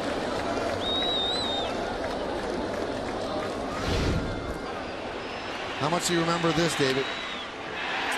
Oh, I'm going to milk this for the rest of my life, Michael. Let me tell you. Cody, you kind of hung that last pitch, man. What was up with that? I was delirious at this point, Paulie. Face red.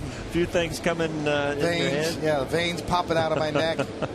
Beet red face. Oh, God. That wasn't the only game. Cody always had that beet red face when he was pitching. I just like the fact that you helped out Brocious and pointed out where it was. Yeah. Got to make sure of those things, don't you, Cody? I remember that the sun was setting on the this side of the stadium over the third base side, and I tried to look up, and I got a little, you know, I couldn't find the ball, so Brocious knew where it was. He had a completely different angle.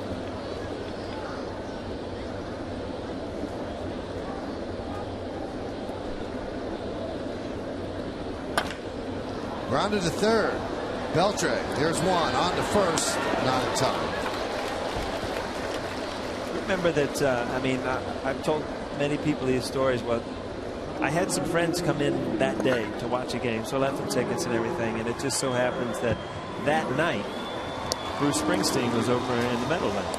So, you come to the ballpark, you got some friends at the game, but by the end of the day, you played in a perfect game. Your buddies are in town. You saw a Springsteen concert at night. I mean, what a day, right? It doesn't get much better than that. I didn't make it to the Springsteen concert that night, Paulie. I did. Did you win? Yeah. I didn't make it to bed that night. That wasn't because of your perfect game, Cody. That was a regular thing.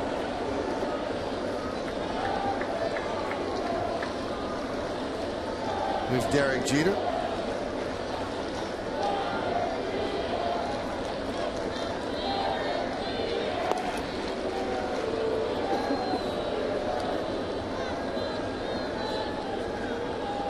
Derek with a single in the third has 157 hits, and now he is the major league active leader in hits because Melky Cabrera was suspended today. Melky suspended with 159 hits, and he has a 50-game suspension after failing a test for performance-enhancing drugs.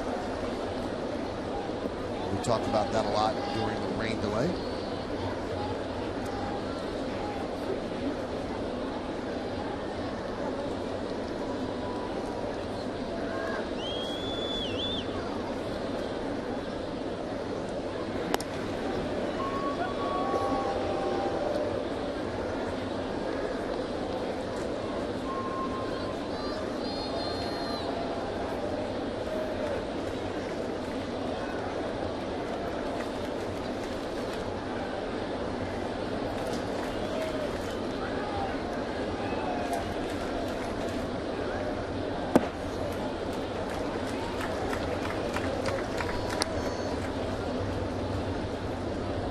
The Texas Rangers pitching are just not used to this. I mean, all of a sudden you're looking at this offense, and it's not putting up the runs you're accustomed to. And they threw up a Josh Hamilton home run last inning, but you got to realize now that you got to be a little bit better. I mean, your offense is struggling a little bit. They're not going to throw up that 6-7 runs that you're accustomed to seeing them do all the time. Got to pitch different, right, Coach? Well, that's the thing, and everybody comes in, and to Yankee Stadium and batting practice, everybody lights up and looks at that short porch and right. But I always thought the keys to great teams and for the Yankees were when your pitchers really pitch well at home. We've seen that with Kuroda this year, so good at home as opposed to the road. I know I always felt that way. I think in 1998, David Wells was like 11-1 at home that year. I mean, our whole staff seemed to thrive in pitching at home at Yankee Stadium. And the opposing pitchers come in and they're looking over their shoulder a little bit. It's so important, there's no doubt about it, to play well at home. And, big games in the playoffs, you've got to win at home. You can always kind of squeeze one out on the road, but if you take care of business at home, it makes things a lot easier.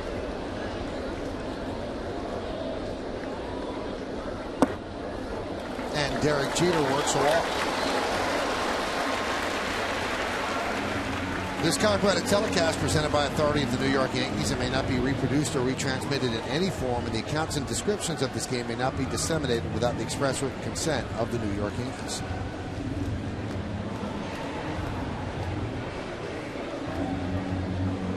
So that'll bring up Swisher. Swisher's had a lot of opportunities, and he's really come through in this series. It's another one. Man on base. See, Feldman already up to 81 pitches as well here in the fourth.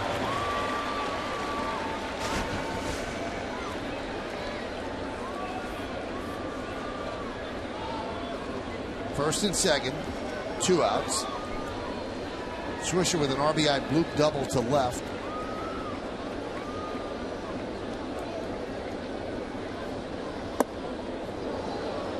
One and 0.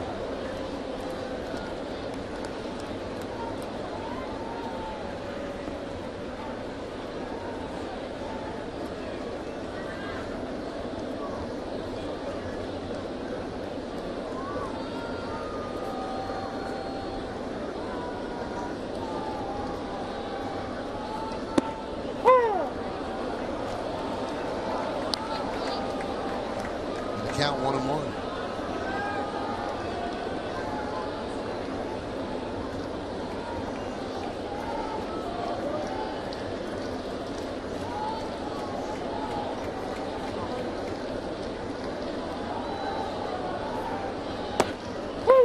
Two.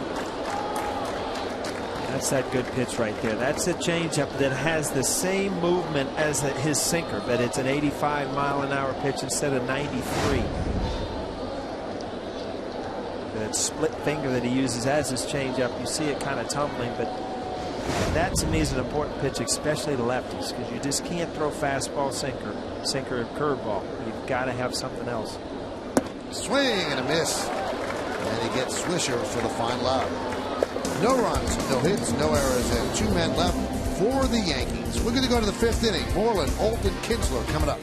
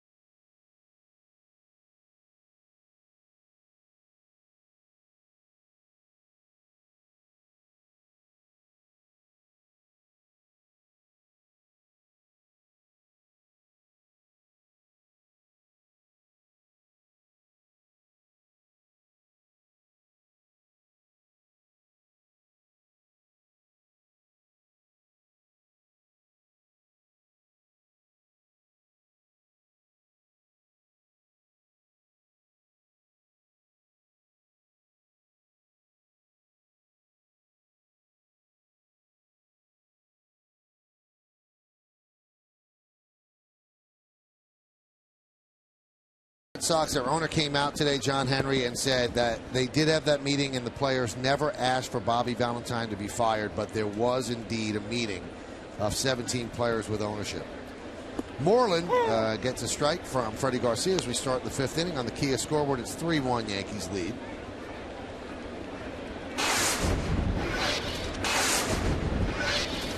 This weekend at the stadium, it could be the last stand for the Red Sox. They might have to do some kind of damage in order to stay in this. They were really tumbling out of this race, or any chance at making a run even at a wild card. Red Sox will be in for 3 games. Saturday will be an afternoon game. Sunday at night, and then Friday a night game. We'll have that one on My 9. Proudly wearing his Red Sox cap in enemy territory.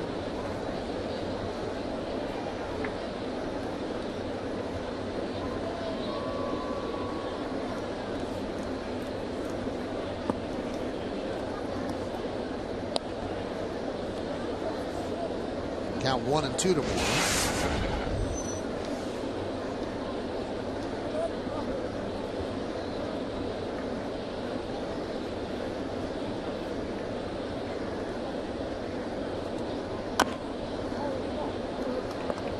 It's really weird. I mean, you just sit and watch Freddie Garcia and you try to figure out, you know, with an 86-mile-an-hour fastball, a split finger, and a curveball to change up, you know, how you navigate through a lineup. And you just have to be patient as a pitcher. And you just, every single pitch has got to be pretty good, because he's going to get hammered if he leaves anything up. It's kind of the way it's gone for Texas this series, you know, and they kind of had him bending in the last inning. He still got that big double play ball to get out of it. Now he's sitting here with 64 pitches in the top of the 5th, trying to get the leadoff guy out.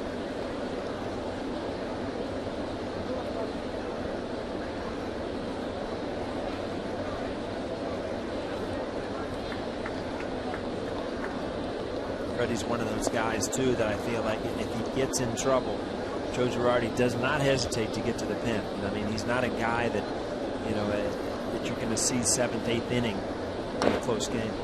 And the pen is really well rested. They only used 1 reliever on Monday, the 4 innings by Derek Lowe. Yesterday, a complete game, 2-hit shutout for Kuroda. He can mix and match all the way once he feels like going to that pen, and there is Derek Lowe. Joe Girardi, after Monday's outing, told Derek, I'm not even going to talk to you for 2 days. So just rest, and I'll check in tomorrow and see how you're doing.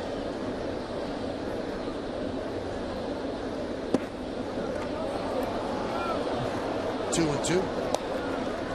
Well, you can see when pitchers are, nibbling, that you really, really want pitches. And Freddie Garcia really wanted that backdoor breaking ball there.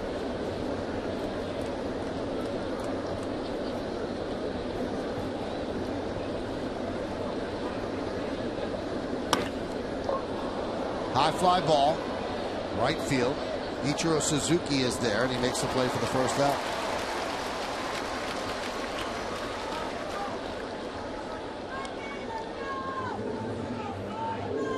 Again, ball just a little bit out of the zone, just not much you can do with it. The speed is never the change. I would think that, as a hitter, you go up there, you might have a 5-6 pitch at bat against Freddie Garcia and never see the same speed on the pitch. There's a strike. It's clock this one, Mike. That was 89. First pitch.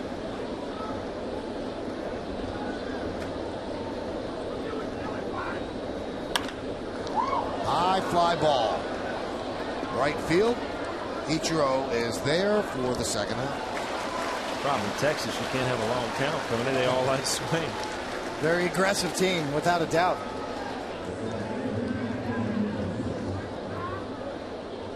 Oh, actually just missed that. Yeah, that ball was just a little bit high. Back-to-back fastballs, too.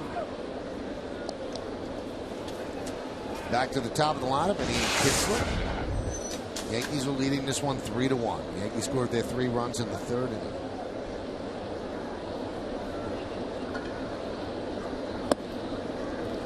Kinsler with 1 hit in his last 20 at bats. He's really been struggling.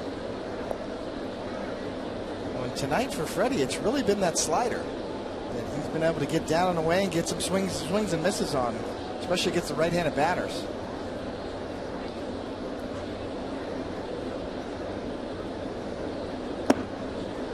Taking a page out of Hiroki Kuroda's book last night. Kuroda had that real good slider. Talking about it, he's on the bench last night thinking, that much success against a team, you've got to throw that out there as a pitcher. You got to file that and know that that's a good pitch for you.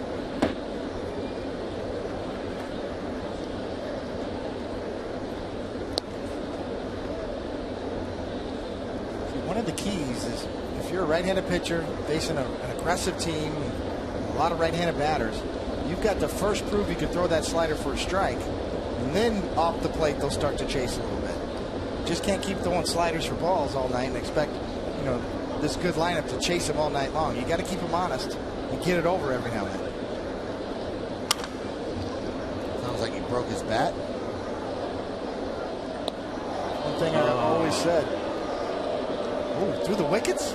That was one of the, I don't even want to say it, Mike, but that was a bad play by our ball boy out there. Can't see that in Yankee Stadium.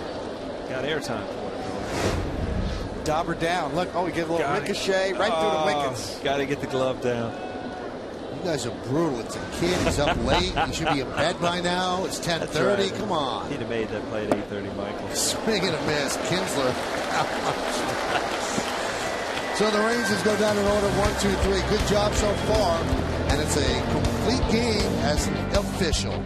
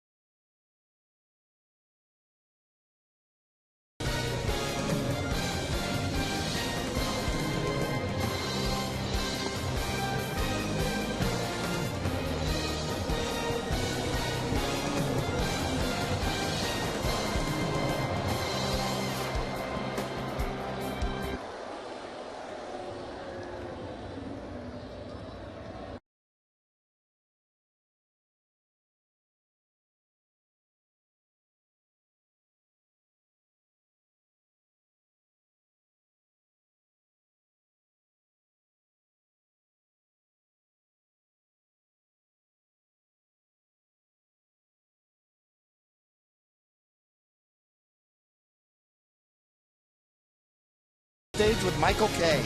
The two-time Olympic gold medalist discusses his snow and skateboarding success and how he became one of the most marketable faces in sports. It's a new center stage tonight after the postgame, only on Yes. Curtis Granderson will lead off the bottom of the 5th inning for the Yankees. Got a sac fly his last time up. He's 0 for 1. And Feldman deals outside. 1-0. The Kia scoreboard has the Yankees up 3-1.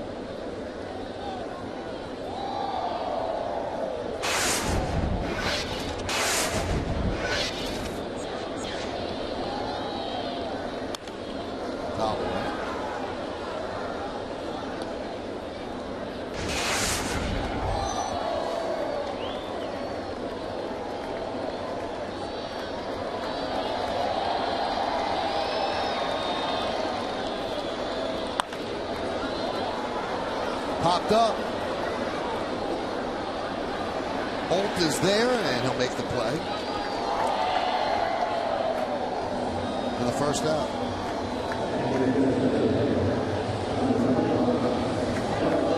See Kevin Long and Curtis Granderson, Robbie Cano, they have this one drill where they work on hitting the ball right on their hands and being quick to the baseball. And right now, it looks like Granderson is just a little bit around the ball and not getting straight to the ball. He is so quick when he's hitting that ball out. He's just coming around the baseball a little bit, and it just looks like he's a little bit slow. It's a good time for Kevin Long to get in that cage and work on that drill.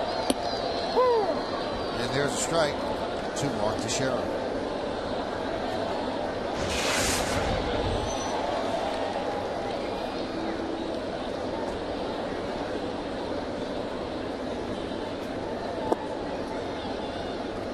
And the count 1-1.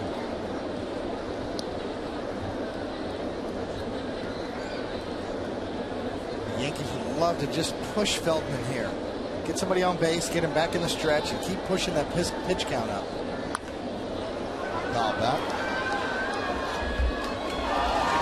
Talked about Granderson, and you see he's always good with that front shoulder, but you see the bat is kind of coming around the ball. It's not coming straight to the ball.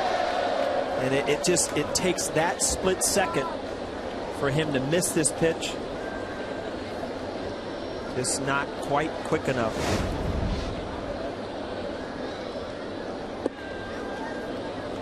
Yeah, it's almost like when you see him crush those home runs that he's done so many times, that the top hand rolls over after contact. You almost see the top hand on that last swing rolling over simultaneously as he's making contact.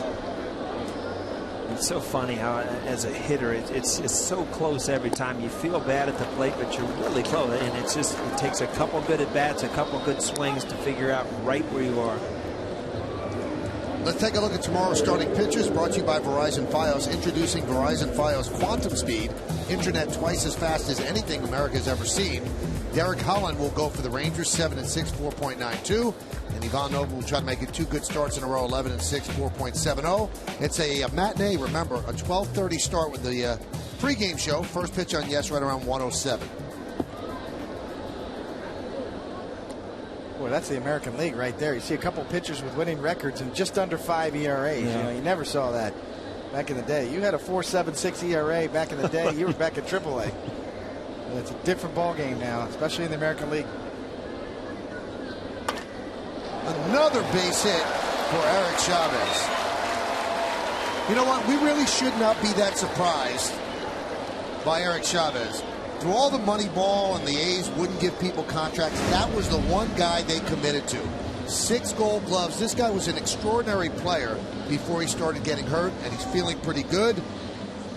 And boy, he's done a great job replacing A-Rod while A-Rod's on the DL. I'll tell you what, he's hit a couple long home runs, but this pitch right here where he is able to keep his body in there and hit the ball to left field, have to go deep to right field and still be, you know, he's on a hot streak because he's using all of the field.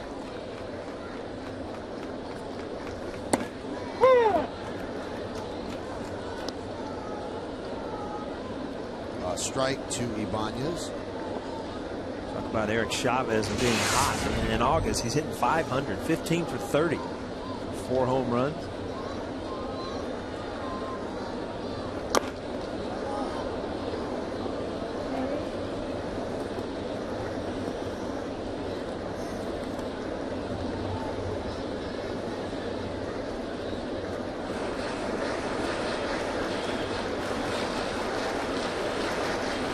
quickly 0-2 on Ibanez.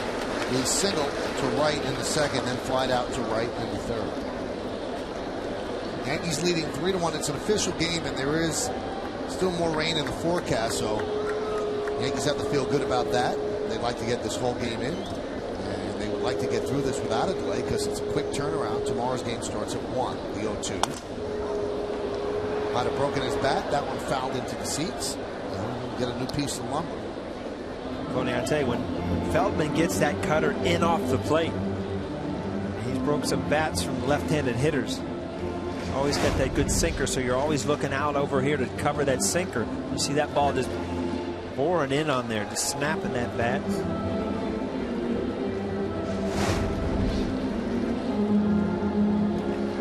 Didn't lose a whole lot of velocity on that pitch. It makes it so effective. Just kind of off-center that four-seamer.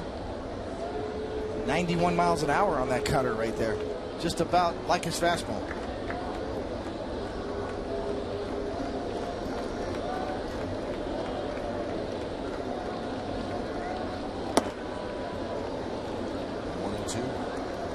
That's the difference between a cutter and a slider. You know, the cutter is a higher velocity pitch. It's just off your fastball. It breaks a little less, but it's sharper and later, and it's quicker. A true slider, where you'll take a little bit more off of it, a little less velocity, and a little bigger break. To me, the slider was much easier to hit from a righty. You pick up the spin of the ball, you had time to adjust to it, where that cutter looks just like a fastball, like you said, and it doesn't move till late. And that's where Mariano's obviously changed history with his cutter, and it's just a tough pitch to control, obviously, but boy, it's hard to hit when it's thrown right.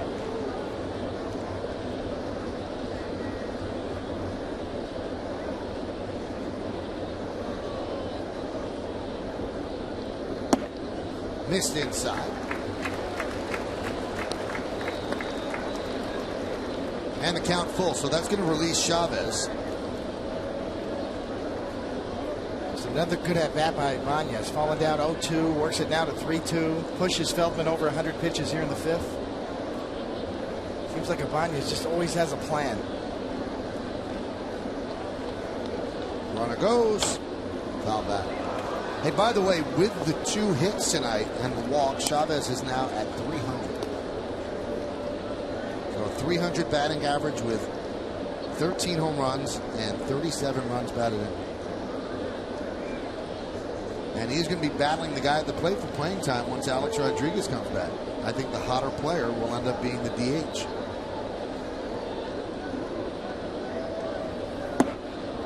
And Ibanez works it off. One thing that you're talking about, those two battling, and it's almost, if you're Raul Ibanez, it hurts you, but you're a better pinch hitter too. And so, you know, if you're Joe Girardi and you're in a big game and both guys are swinging the bat well, you put Chavez in because you know off the bench late that Ibanez is going to give you a good, pinch hit late in the game also. And another guy who adds into that mix is going to be Ichiro.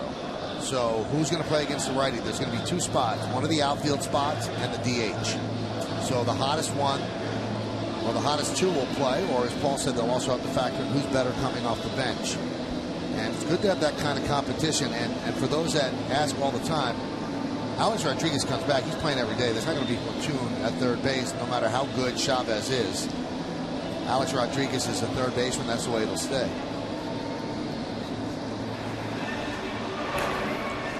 Alexi Ogando up in the bullpen. We saw him last night. He served up 2 home runs back to back. See Ron Washington wanting to get him right back in the fire to lose that taste from last night. That's a veteran manager.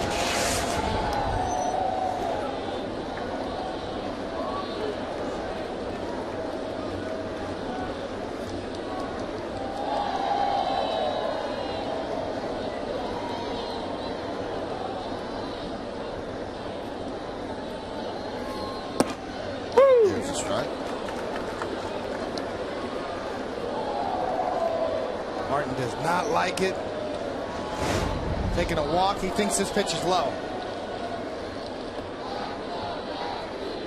Of course of a game, there's so many borderline pitches that could go either way. Martin probably got a pretty good beef right there, maybe just below the front kneecap. Strike 3. Martin down looking. So Feldman works out of further trouble. No runs, a hit, no errors, and 2 men left. Let's go to the 6th inning. It's going to be Andrews, Hamilton, and Beltre. Strike 3 on the outside corner.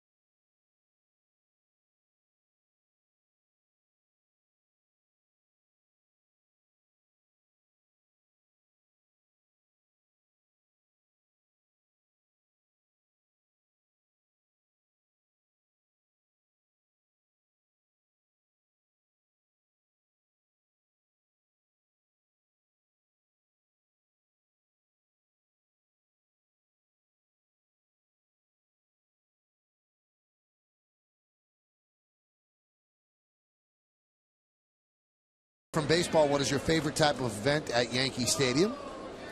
And here's how you voted. Close, but 31% say soccer. And I heard that the AC Milan Real Madrid game was just off the charts great here at the stadium last week. And then you got football, the concerts, and boxing. Surprising. I'd love to see a big rock concert here. I have seen a football game here, the Notre Dame game. That was great. Mariano went to the soccer game, right? Yeah. Went to both of them, I think.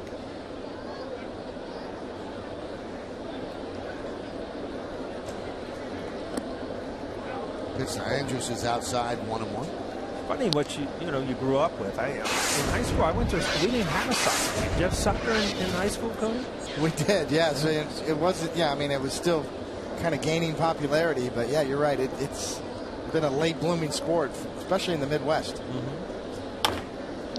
Grounded to third, Chavez. One away.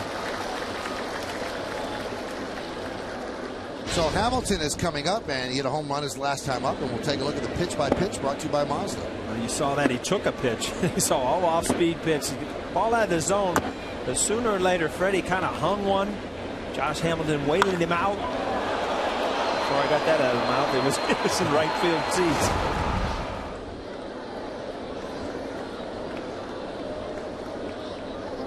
So Hamilton grounded out to first in the first, and then hit a home run into the second deck and right in the fourth. Wait a second, David. You didn't have a baseball team in your high school, but you had a soccer team? We did. We did have a soccer team, and the baseball thing was sort of a county-wide thing. They cut back on baseball for budgetary reasons. At least within the parochial district that I was in. Right. They have a baseball team now. They hit me up for donations for the field. I'll tell you that. Yeah. Is it called David Cohn Field? No. Now in high school, another thing, and Michael, you guys had on the East Coast was lacrosse. Now lacrosse is just being, kind of pushed into the high schools in the Midwest. East Coast has always had it. The 1-1. That one is drilled deep to right field. There it goes into the night. See ya.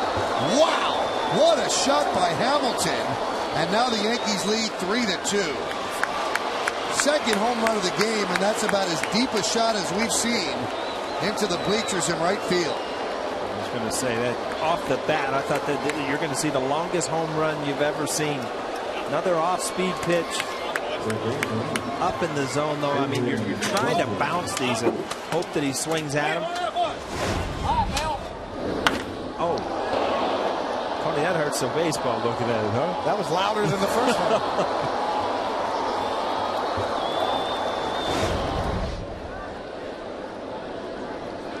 Again, Freddie Garcia, I mean, solo home runs usually don't beat you, and he's kept people off base. Josh Hamilton, 2 solo home runs, but this one right here, slow motion or not, is going to go a long way. That ball right on the barrel, right at contact. He knew that ball was out. Just everything was perfect. 34th home run of the year, again a career high. Had some lag in that swing, didn't he? Retain that wrist angle and then bam.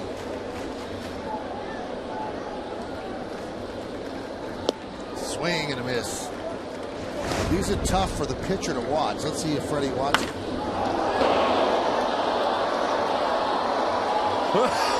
That was kind of our reaction up here too.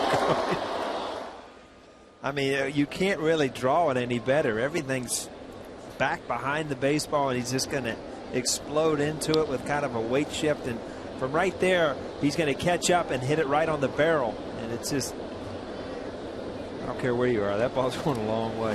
Josh Hamilton, I noticed the other night when I watched him from the side, you can really see his bat speed. It's so fluid from the front sometimes that this monitor, you don't realize how quick his bat is. But his bat is lightning quick. Just it's through the zone before. I mean, it's just like a blur. So Beltre goes down swinging, and they're 2-away. Ranger offense is that man, Josh Hamilton. 2 solo home runs. Yankees lead 3-2. Here's Nelson Cruz. He's 0 for 2.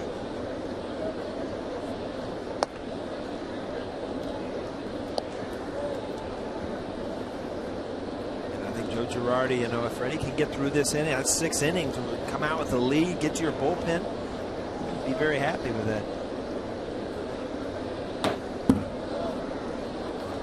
Ooh. You just see, you know, it's just a little more prone now, Freddie, the last couple of innings of leaving that off-speed pitch up. And here's another one that almost got lost. See, not much movement on that ball. He has good movement when the ball's down. It seems like everything up is just straightens out. He's always had that kind of weird delivery where he kind of stiff arms it and kind of jumps at you.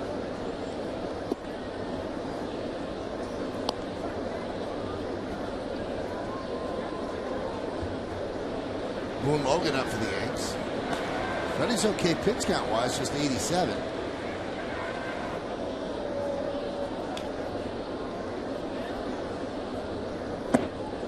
Two and 2.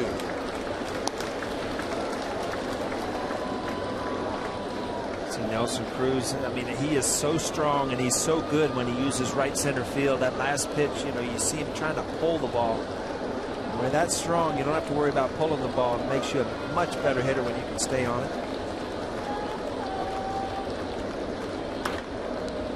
Popped them up. Nix is there on the outfield grass. He'll put it away. And that will do it. This has been Josh Hamilton's night. He's been Texas's offense. In the 4th inning, a bullet into the 2nd deck. This inning, a long drive into the night with a 2nd run.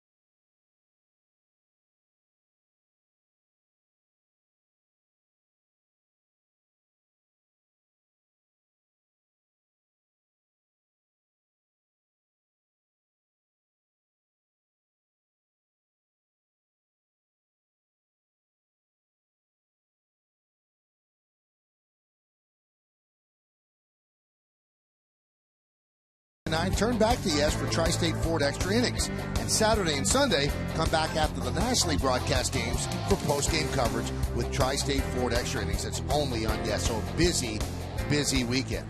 You'll get all the stories come Friday, huh, Michael? The real stories behind the Bobby Valentine stuff. I'm sure that the media will have a heyday here. It should be fun, and it should be interesting. I don't know if we'll hear the total truth because all these sides have completely different stories. Just tell them, Mike. The truth, nothing but it. The pitch to Suzuki is a strike. Real strange. He's keeping Feldman in with 107 pitches now. And yesterday, he removed Harrison, who was pitching great, and brought in Ogando. And Harrison had not allowed a run, and then Ogando promptly served up the 2-run home run to Swisher, followed by the solo shot by Teixeira. And Feldman's high pitch count this year is 105. So he's already past that.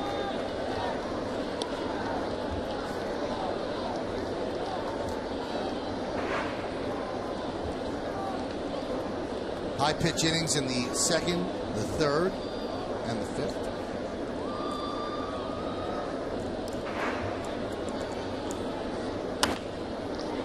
Grounded softly to second. Kinsler bobbles and he loses the play. That's what speed does. It makes defensive guys try to rush. You have to be perfect. You have one chance to have a perfect exchange from the glove to the hand. Because the way Ichiro hits and gets down the line, you see Kinsler come in, and if he comes up with this thing perfect, but as soon as that bobble, Ichiro's safe.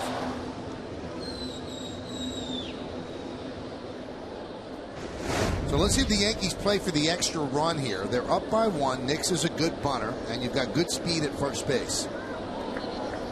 Would you bunt here? Well, I think it's definitely one guy that Joe Girardi can, use as a hit and run or a bunt guy. They throw to first to see if Nix gave anything away. He did not.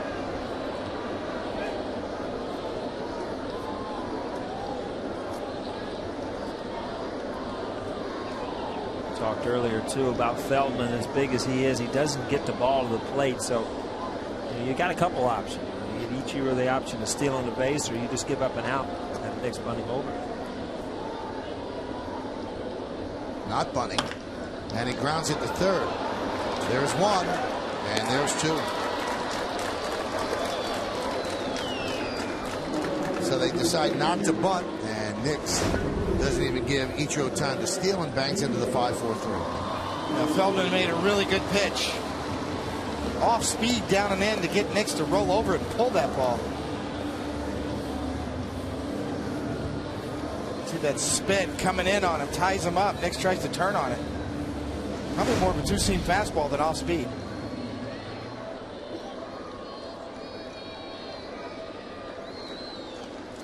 It's a big pitch for Feldman. Obviously, he wants to get through this inning. Give himself a chance to use offense to give him a win, possibly. But, a couple base hits and you're out of this game.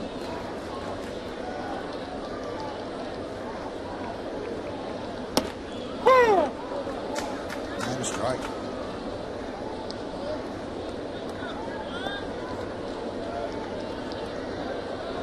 We're in the bottom of the 6th inning. Start of the game was delayed an hour and 45 minutes because of torrential rain here at the stadium. But we have played without rain since. Count 1-1.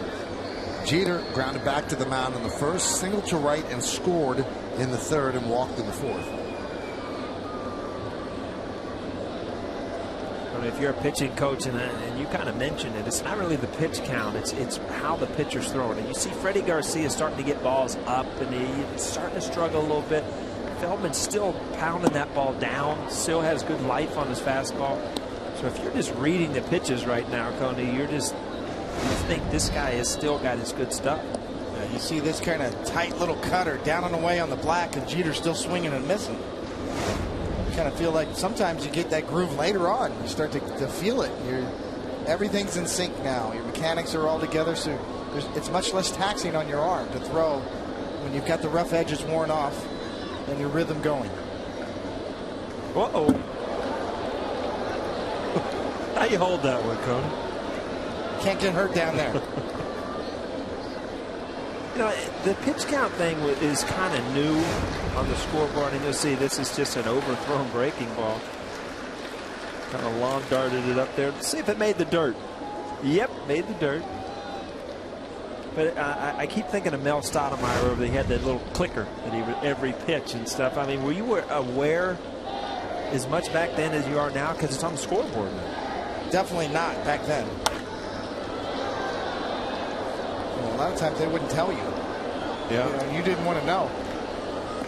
Start doing the math in your head about the 7th inning, looking back at what innings you had.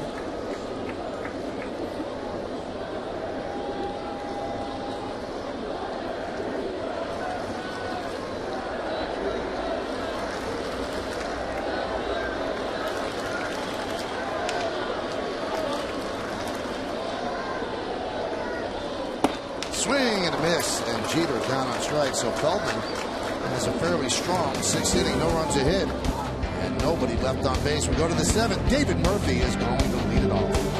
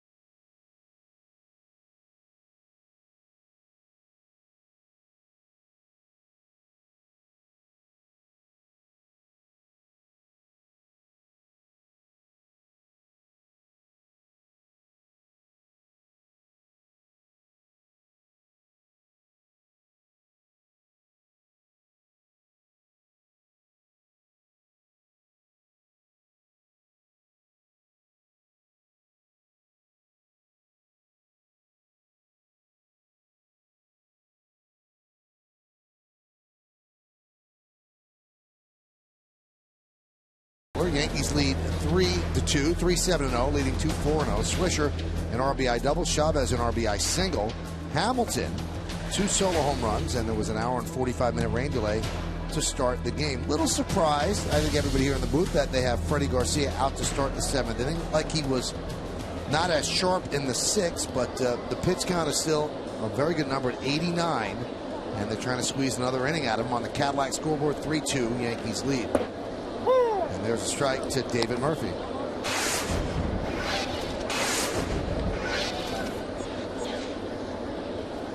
Murphy 0 for 1 with a walk.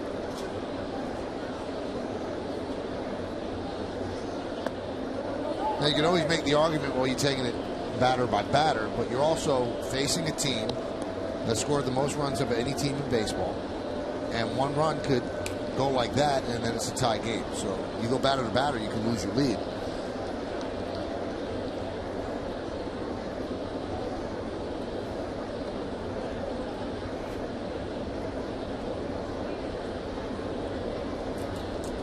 The 1-1. 2-1.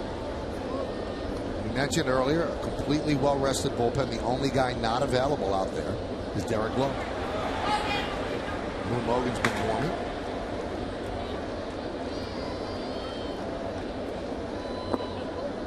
And the count 3-1.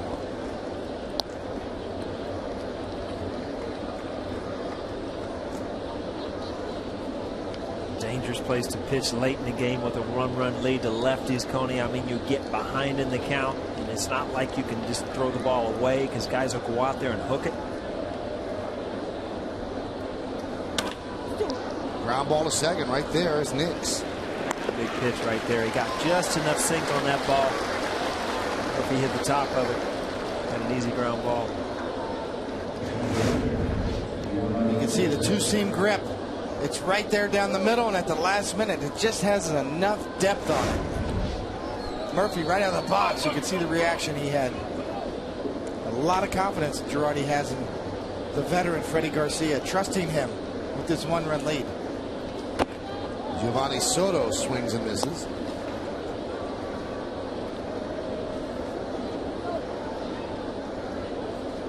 If he gets an out here, if he gets a hit, I think this is his last hitter. We got another tough lefty on deck. Rothschild expecting cold front with his sweatshirt on. There's that clicker we talked about.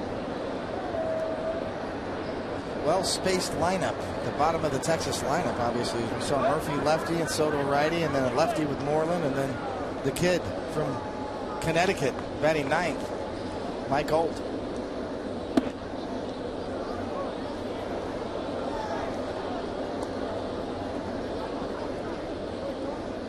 One guy who was always aware of the pitch count as Cody Epley now joins Logan was Mike Messina.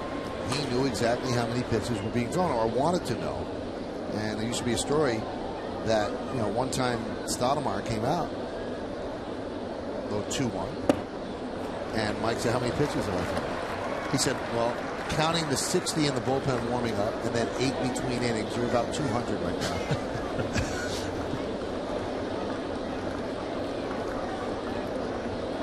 And there are some guys that mentally they think they're at 100. They don't have the same amount of stuff as they had at 85. Count 3-2.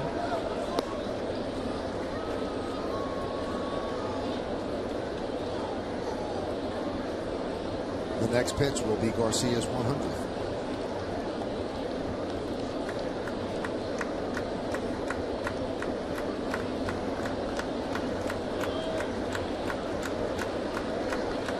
The 3-2.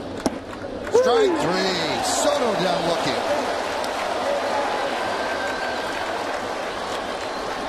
Freddie Garcia has really battled this inning. He's got into two positions where he had to make great pitches, and he did. And this is a 3-2 breaking ball. Right on the outside corner, or close, huh, Coney? Well, pretty close, and that's going to do it. With Moreland due up, with the ability of one swing to tie the game, they go to the bullpen, and Garcia gets a good hand.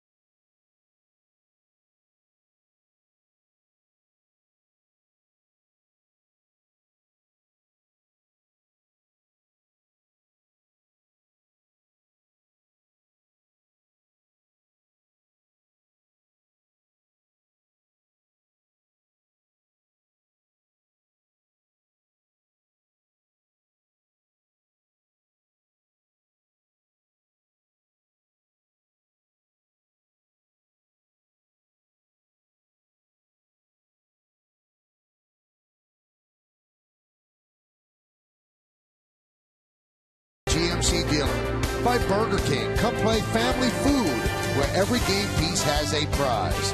And by Honda. Find your own great ending at the summer clearance event now at your Honda dealer. Well, Joe Girardi makes the call to the bullpen, brought to you by AT&T. Freddie Garcia gave the Yankees 6 2/3 innings, allowed just 4 hits and 2 runs, and now they turn to Boone Logan. It was to face Moreland, but now they send up Michael Young to pinch hit for Moreland. 1-0.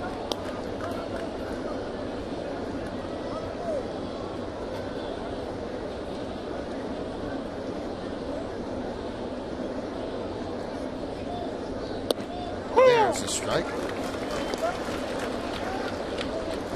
When Garcia left, listened to the crowd cheer, and then said, "Thank you very much."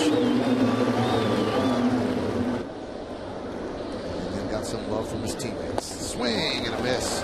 Good off-speed pitch there by Boone Logan. Count 1-2.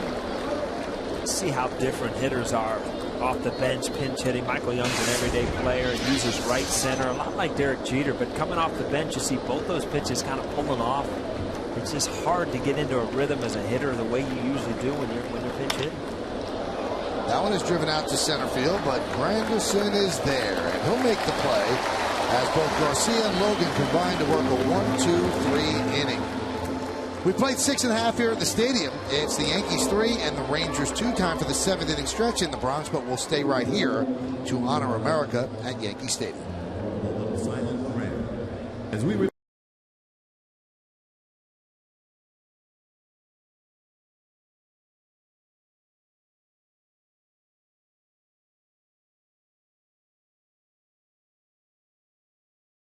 America.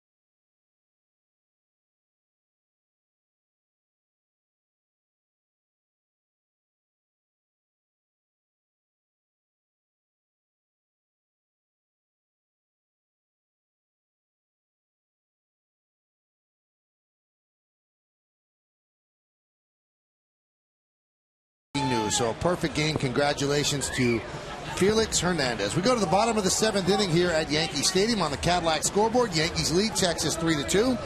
trying to take the third game of this 4-game set after winning the first 2. The Yankees have won 6 of their last 7 games. And we have a new pitcher, and this guy can deal. Robbie Ross. Look at those numbers. A 1.81 ERA, 6-0, 41 hits in 54 and 2/3 innings, 20 walks, a bit too much, 36 strikeouts, but he gets people out. Opponents hit .214 against him. And he'll face Swisher, Granderson, and Teixeira. So switch hitter, left-hander, and switch hitter.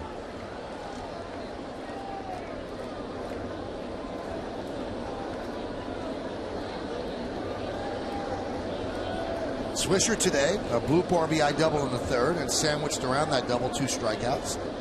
Also scored a run today. So he had 5 RBIs in game 1. He had 2 RBIs yesterday, and he has an RBI tonight. So 8 RBIs so far in this series.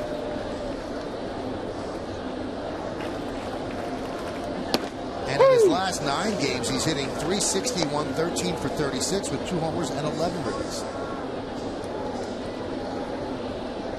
It's David Robertson's time, although Mike Harkey's trying to block him out. As Robertson will pitch the 8th.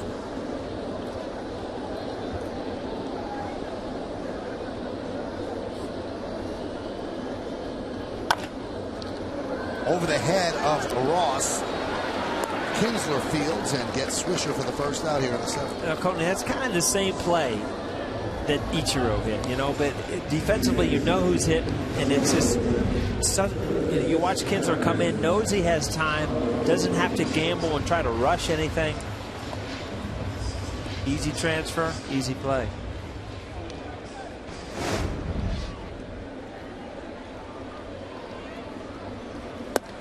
Pitch inside to Granderson. Yankees got their runs in the 3rd inning. Nix led off with an infield single back to the pitcher. He stole 2nd. Derek Jeter with a single to right moved him to 3rd. Then Nick Swisher blooped one down the left field line for an RBI double, putting runners on 2nd and 3rd. Gave the Yankees a 1-0 lead. Sac fly by Granderson made it 2-0. A strikeout of Teixeira, and then Chavez an RBI single to left, and that's the Yankees scoring up to this point. And for the Rangers, well, it's easy to recap. In the 4th inning, a solo home run by Josh Hamilton into the 2nd deck in right, and then a monster shot by Hamilton in the 6th inning, way up in the bleachers in right center field. And that's it. 3-2 Yankees lead as Granderson will work a walk. You know, you can vote along with us for tonight's Chevy part of the game. Text your vote to 42951 or just vote online at yesnetwork.com. And tonight's candidates are number 1, Freddie Garcia with 6 2/3 innings. Josh Hamilton with the 2 home runs. Nick Swisher with the ribby, and Eric Chavez with the ribby. Vote now, make your voice heard. Standard text messaging rates apply. That's a tough one. Like, usually those player of the game are really easy votes. This is not easy. No. There's a strike. It's very difficult to get that award on a losing team. So let's say the Yankees win. You almost eliminate Hamilton. I think I'd give the vote to Freddie Garcia if there's other 3. It's a good game. No doubt about that. Foul back. Ross, kind of a short armor, just turns and kind of hides the ball and doesn't just fires it. But he's got, you know, most lefties out of the pen you don't see throwing mid-90s, and he's looked at his numbers. He's been successful so far this year.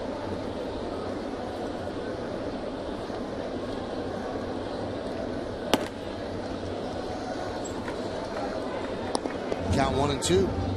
Soto trying to pump up Robbie Ross. Teixeira today grounded to first, struck out looking and struck out swinging.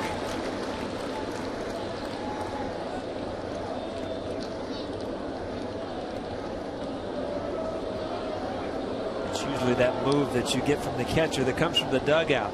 Not your best move. It's like, oh, I got to throw over there again. Courtney, I remember you didn't like to throw over there very much. No, I didn't like those signs from the dugout either.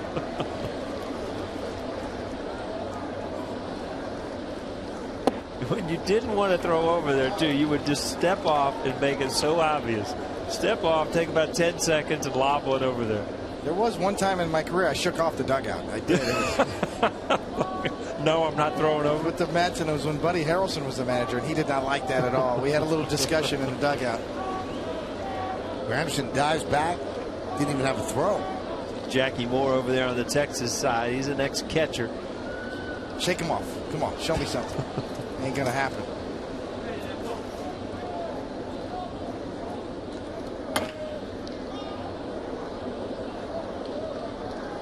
Bud was a tough guy. He must have got right in your grill. He did. He let me know. He was right, too. I was wrong. Bud Harrelson, he was kind of the hated man in Cincinnati, Ohio, because he was the one that Pete Rose got in the big fight with at second base. In the 73 playoffs.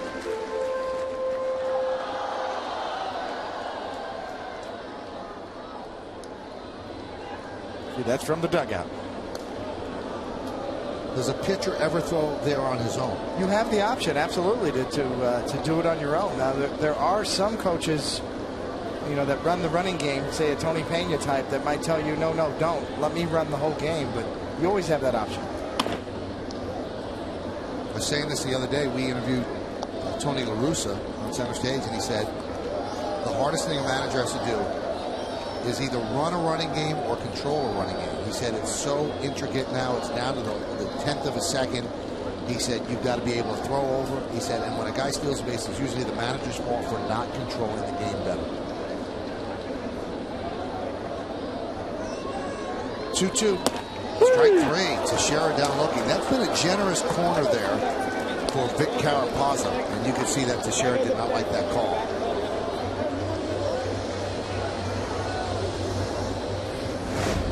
Get a look right here. Wow, that's far out. But Garcia's been the beneficiary of that as well. Let's see how far from upstairs. Closer than I thought. He has been consistent back there all night long, and that's generally what you like. Had some hitters shaking their heads tonight, Paul. You know, if it's consistently a ball, that doesn't make it a strike, though. You know? So Girardi allowing Chavez to hit against the left-hander, and Chavez takes a strike.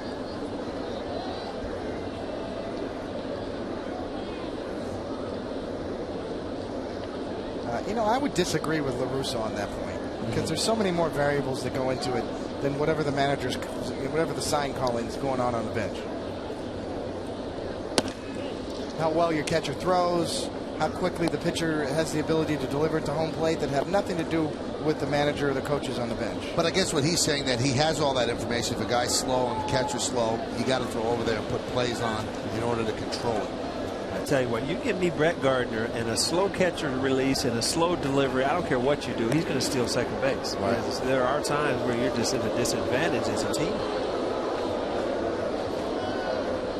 There's only so many times you can throw over to first base. You know, then you factor in your infielders who are all on their heels now.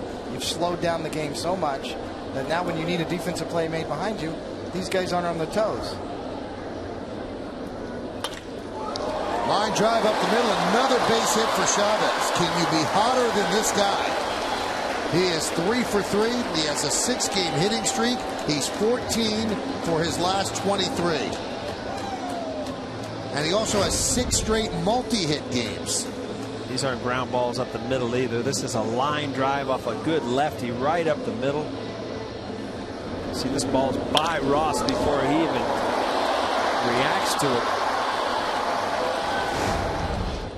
You used to have those hitting tapes, Coney, and you would take some of your best swings and just watch them over and over and over again. And that's the one off a left-handed pitcher that you would want to see, just squared up right up the middle, just over and over again.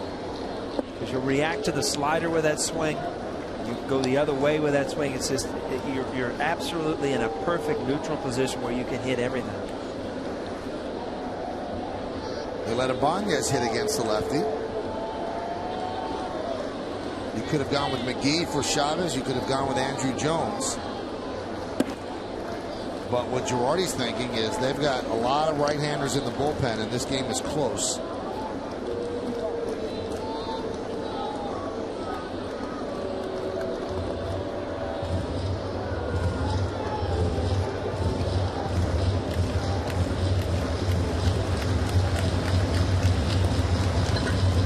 Now back to La Russa. Great manager, record speaks for itself, Hall of Famer. But you just can't slow down the game like that, Michael. You just can't say that, it's my fault. I didn't control the running game. I mean, there's a flow to the game. There's limitations on abilities from pitchers and catchers and base runners for that matter. And there's so much more that goes into it to say any facet of this game that it's my fault I didn't control it. He was also saying he thinks that that's probably the manager's greatest responsibility, where he can have a hand in when to run, when not to run, when to throw over.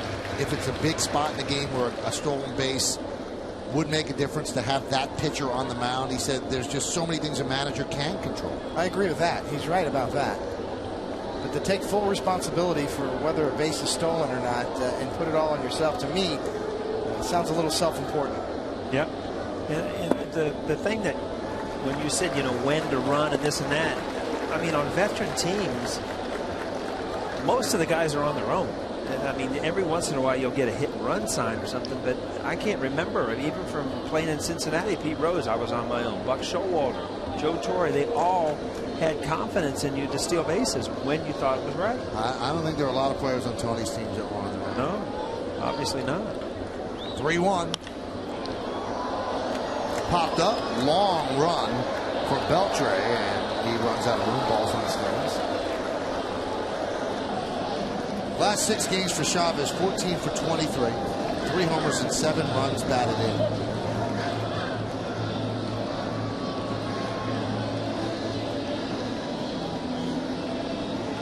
Now everybody talks about him playing all the time, and he's the first guy to admit his body can't stand it. And he played all 4 games in Detroit, and then could not play the 3 games in Toronto because his back stiffened up, playing 4 straight games. And they faced, it was fortuitous for him that they faced 3 lefties, but he was not able to play, Joe Torre, he said. And the turf had that in, so he had a nice 3-day break. Boom, he comes back here and hasn't missed a beat.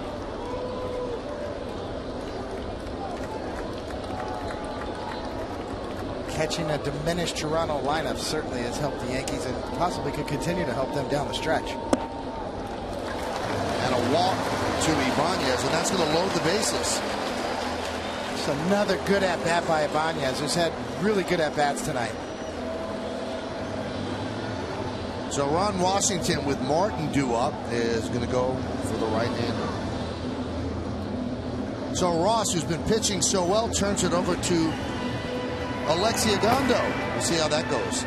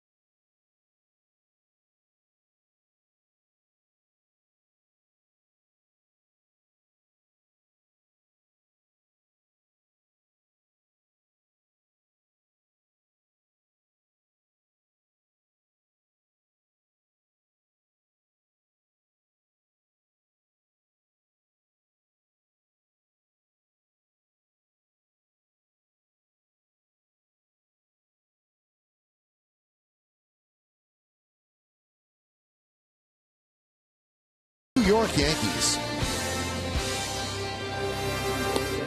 So Alexi Ogando gave up back-to-back home runs that pretty much decided the game yesterday. He brings his 99-mile-an-hour fastball to the mound to face Russell Martin with the bases loaded, and the Yankees trying to build on their 3-2 lead.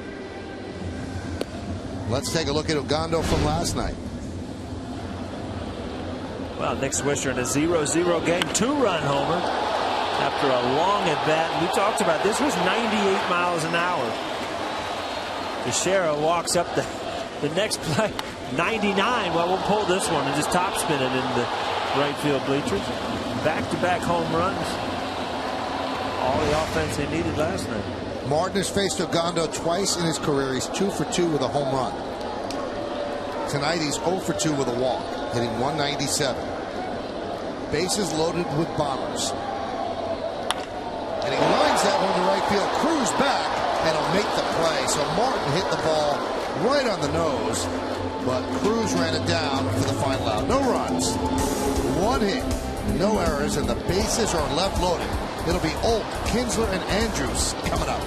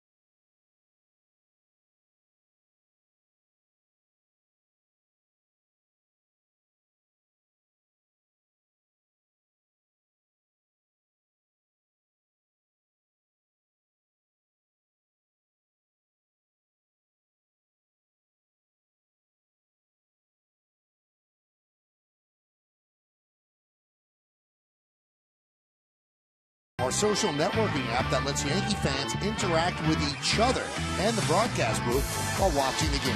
See what other fans are tweeting about and get up-to-minute scores and in-depth pitch-by-pitch stats. All at YesNetwork.com.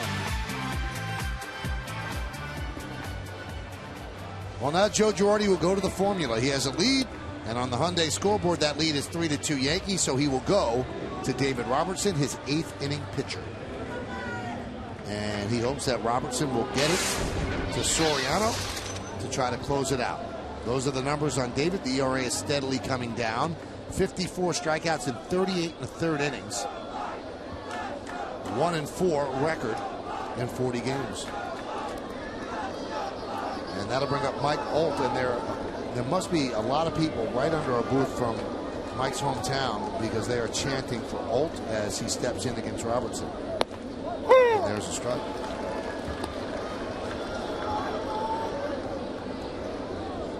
Olt is 0 for 2. He makes the big jump. He gets called up from Double-A and skips over Triple-A. Got called up on August 2nd.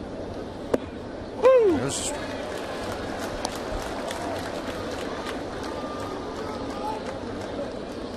I mentioned before that Brantford High School on to UConn.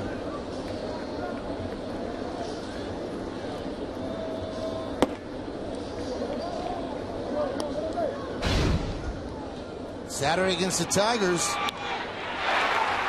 Against Phil Cote. Old timer uniform. Base hit, yep. And won the game, and he was feeling good. Strike 3, not feeling good now. As David Robertson strikes him out. 1 away. It looked like old. Look at a scouting report about David Robertson fastball with a really good curve, and he took 3 fastballs in this at bat. Never got to that breaking ball. Now, ultra young kid, obviously, he's seen these players growing up. Was that tough for you, Paul, when you got to the big leagues and you're facing players that used to watch? Yeah, and it's very important that you don't go up to the plate trying to hit names. I mean, for instance, when you go up to the first time you hit Nolan Ryan, I mean, you know, you got to look for the baseball. You got to look for pitches instead of going up there and in your mind, you know, putting these names out there instead of just playing the game. And it is very hard. How about for you, David, facing guys that you used to watch growing up? Well, it could be motivating as well. You know, it can work either way. Either you can get geeked out a little bit, you know, and a little nervous, or you could kind of want to prove yourself and, you know, stick your chest out a little bit. So it depends on your personality. Any guy geek you out? George Brett. Yeah. George Brett did a little bit. The 0-2. Just missed. I realized Coney just got up. I mean, he was mid to high 90s with a big curveball. So he liked to, you know, like to show that you could throw it by people when you're young. 1-2. Strike 3.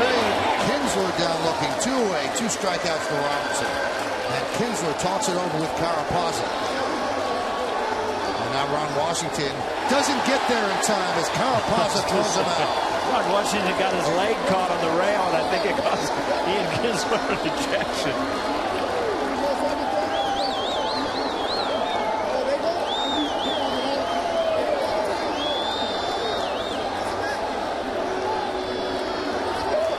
Now Jeff Kellogg tries to make things right.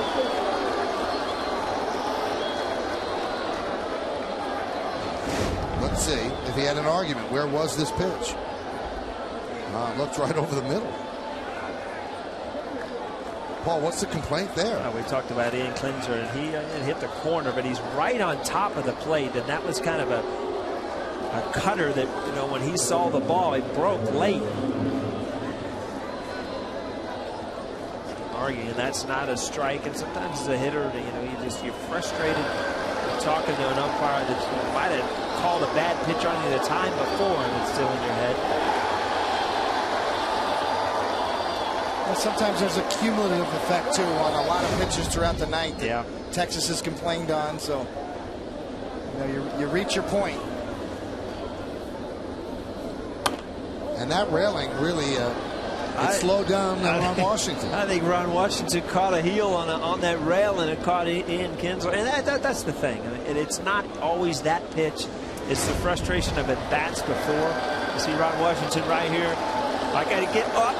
That cost me. You know, he's had a generous strike zone all night. I mean, Coney, you picked that up in the first inning. Jeter guns down Andrews. What a nice job by David Robertson. He retires the Rangers in order. And we're going to go to the bottom of the 8th. Suzuki, Nixon, Jeter coming up.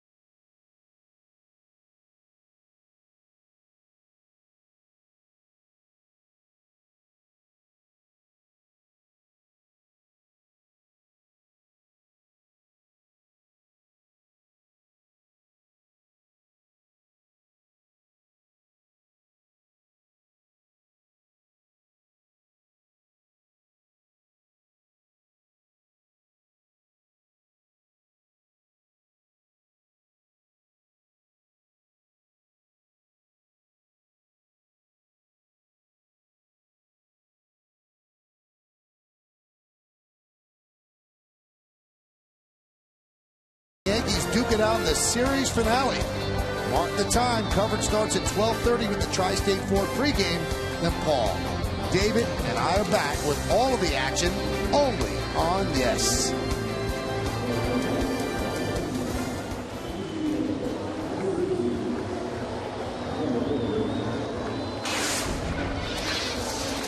Well, the new pitcher is Mike Adams.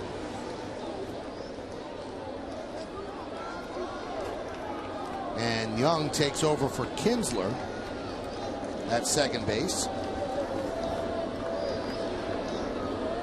And that means they lose their DH because he had pinch hit for Moreland. And Adams deals a strike to Suzuki. The Hyundai scoreboard, 3-2, Yankees lead.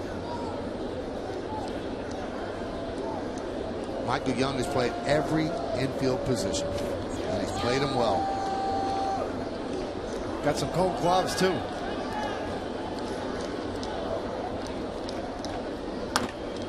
Serve the other way, and makes the seats. I'm looking at here, Michael, we got in the mail today, the New York Street Games rule. So I'm looking at all these games that you used to play and talk about in the Bronx. Stickball. I'm going to study this, so I'll know all the rules so we can go out and do it. All right. Rosary Hill home in Hawthorne, New York, sent us in. Appreciate that. Give me something to read on the plane. Pitch outside. See a young Michael Kay running a dice game in the alley.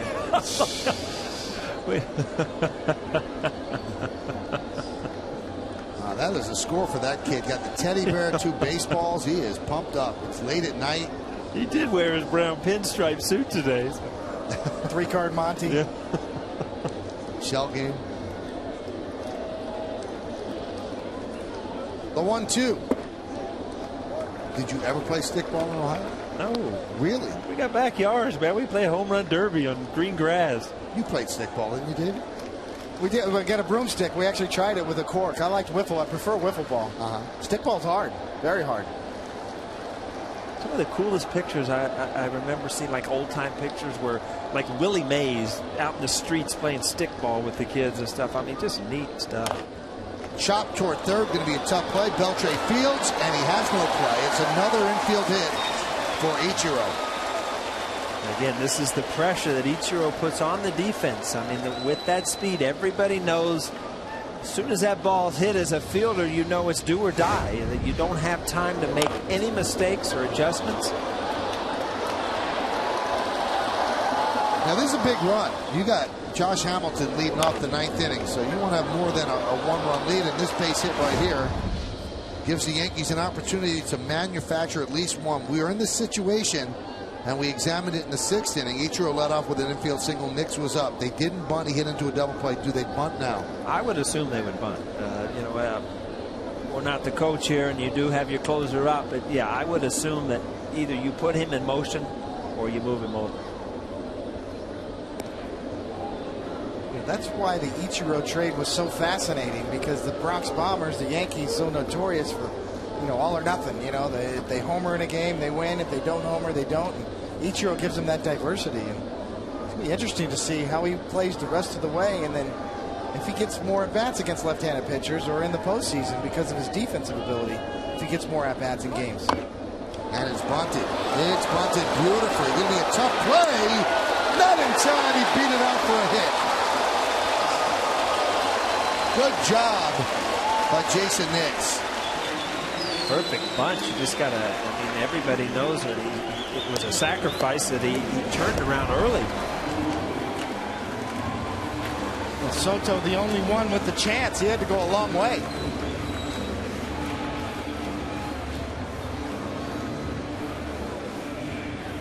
I'm not sure. Ball hits the glove. Yeah, foot's down. Very close, though. Right there, the foot is down. Ball's not in yet. All right, now we have another question. You have the guy leading the American League in hits. He also can bunt. You have Jeter bunt here. Well, Jeter does. He bunts on his own. And he's smart enough to know that, the game situation, a lot of times you don't have to give him the bunt sign. He'll do it on his own. Well, they're expecting it. Beltre is in on the grass, and coming in is Holt. Good speed on both bases. Shows bunt, takes outside.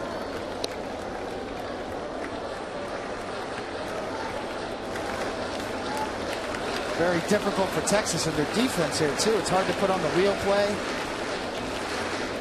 If Jeter can pull it back and slap it through the hole as well. But you would assume with Jeter's high ground ball rate that he would try to just get the bunt down. If you can bunt it to third without a wheel play on, it's going to be successful. Yeah, another thing with that wheel play, you've got so much speed with Ichiro. You know, it's hard to beat him to the bag. Tries the bunt, actually tipped it into the glove of Soto, and the count 1-1. They actually did have the wheel play on trying that. it too.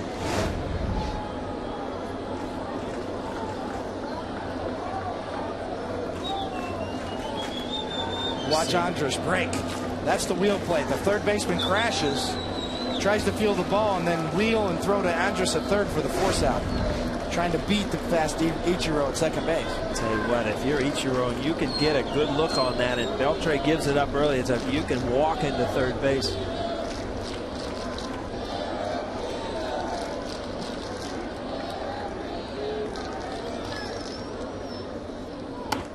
Bunted straight up in the air, and it's caught on a hop. There's one, and they have Nix in a rundown. Ichiro's going to stay put, otherwise they had a possibility of a triple play. So Derek bunts into a double play, and it was caught on the short hop, so it was hard for the runners to read whether or not it was caught on the fly. Good job by Adams, not lunging out there to catch that ball on the fly. He ends up getting a double play out of it. And your natural reaction was just to reach this ball and catch it on a fly, but look, he pulls back, lets it bounce, gets the first out. Ichiro does a good job. Just, you know, I better stay put. I better stay in scoring position. See, that's the exact play. Not the exact play, but that's sort of similar to why they came up with the infield fly rule. Back in the day, infielders would be dropping pop-ups like that, trying to get double and triple plays, but no infield fly rule on a bunt. And an excellent play by Adams to pull back, short hop it. That scored 1-4, 4-6 for the double play. Ichiro remains at second. Here's Swisher. And a strike.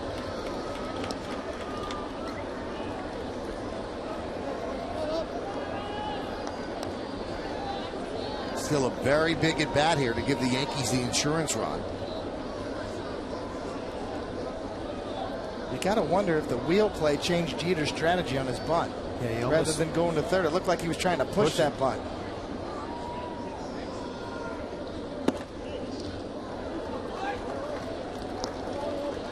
That play you talked about where Andrus broke to third, you really can only run that one time in a sequence, because as soon as the team's aware, too many things can happen to beat you. G can, you know, pull it back and hit, or Ichiro can steal. Yeah, you leave the middle of the infield wide open on the wheel play.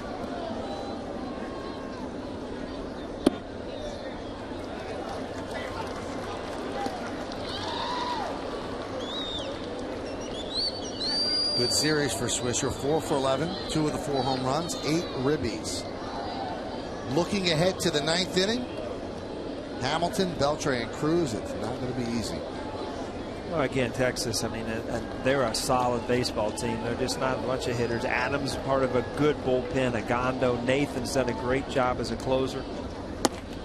They're very comfortable playing in these close games, late in the games.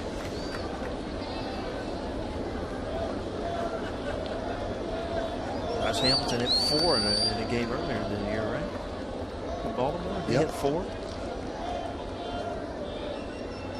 against the O's. I asked Buck Showalter, why didn't you pitch around? He said, we were trying. Said he hit everything. 2-2. Lined right at Andrus. Swisher hit it right on the nose, but right at Andrus. No runs, 2 hits, no errors, 1 man left. A bid for an RBI single into the glove of Andrus. We go to the 9th inning.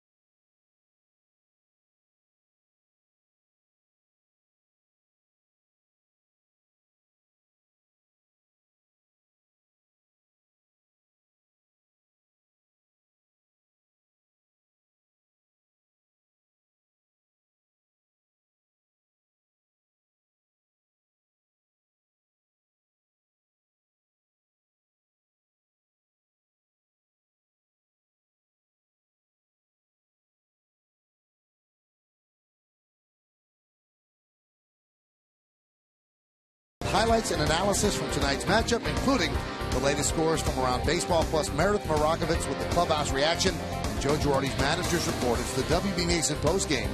It's only on Yes. Well, the Yankees bring in their closer, and I finally found out what he's looking at. He writes different verses in there, some from the Bible, some reminders of what he has to do, keep the pitch down, stuff that he thinks he has to do, and he writes different stuff in there. He wears a different cap a lot, and that's what he's doing. He actually has reminders in his cap that he's written himself and things that motivate him. So let's see if he wrote the right stuff. As Josh Hamilton digs in, we go to the ninth. Yankees up 3-2.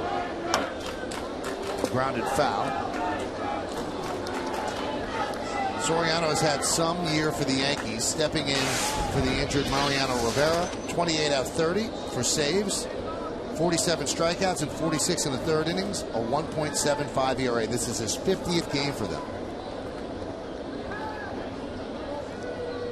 The 0-1. And he's facing the Ranger offense tonight. Josh Hamilton with a home run in the fourth and a home run in the sixth. And the home run in the sixth, halfway up the bleachers, according to ESPN's home run tracker, 447 feet.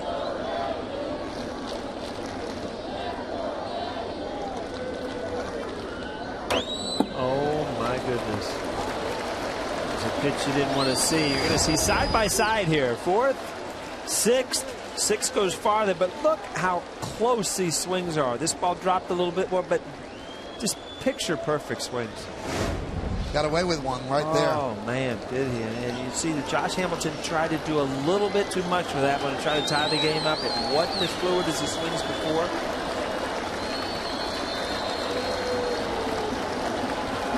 The 1-2. Foul back to the screen. There's the one you kind of hold your breath if you're a Yankee fan. See that spinner just up in the zone, and he just I don't know, Cody. I don't know. He missed it, to tell you the truth. Almost hung it too much. Yeah. 34 home runs, tied with Adam Dunn for the most in the majors.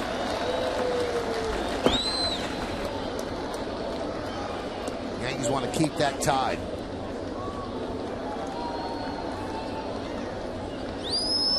I threw a lot of those high sliders like that. Sometimes, you wanted them to stay up high above the zone. Don't come down just a little more. Stay up there. Either break good or stay up too high.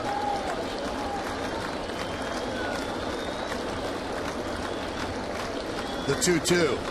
He got it. Big strikeout. He had the one pitch. He couldn't get it done, and then Soriano put him away. You talk about how you get Josh Hamilton out when he's hot, and this is the way. This ball is out of the zone. This ball ends up almost in the dirt. If he swings at strikes, he's almost impossible to get out. But if you get ahead of him early in the count, he loves to swing early. That's the good one.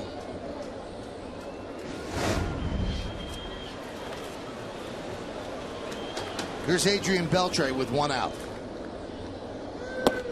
Breaking ball strike. Looking back at that Josh Hamilton at bat, it's not that ball that he swung in the dirt. It's the one that he missed up in the zone that he's thinking about. I mean, it's just he had a pitch to hit and he missed it. He fouled it back. He didn't miss a couple earlier in the game, but what a fun guy to watch hit.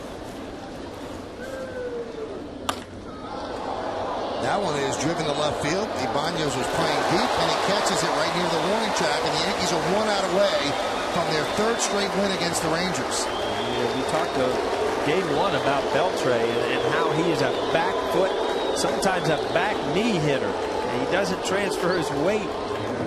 Usually when he ends up on that back knee, bad things happen. This ball had topspin on it, but you'll see all his weight ends up on his back foot or knee. Ball hit hard. He just didn't get it up in the air. You see Soriano had something to say to Beltre as he crossed near the mound. So now leaves it up to Nelson Cruz. Missed outside. Boy, you're going to get a save. You're going to earn a save with Hamilton, Beltre, and Cruz. This is not an easy stretch of this lineup. They all have the ability to tie the game with one swing. Yankees lead 3-2. Cruz is a dangerous hitter here because right center It's where he likes to hit the ball. Right there to Chavez. And a backhanded scoop, but it pulls Nick Swisher off the bag. And the game is alive. So that'll be an E5 on Chavez. Your first priority in Nick Swisher, I mean, he's not a true first baseman, but your first priority is to, make sure you block this ball, and he does. He comes off the bag, scoops, and his balance takes him away. Wow. Close. Yeah. I think when the ball hits the glove, his toe's still on the bag. Take another look. In the glove, foot's on the bag. Bad angle, too. Well, Michael, this game's over. We should just turn our mics off, right? He's out. We better have her wait, right? Yeah, I think so. Marty Foster gets that call wrong at first base. Now you have to face David Murphy. Nick did not argue, but it's clear on the replay that he was indeed out. Strike. Throwing a lot of breaking balls and staying away from the fastball tonight.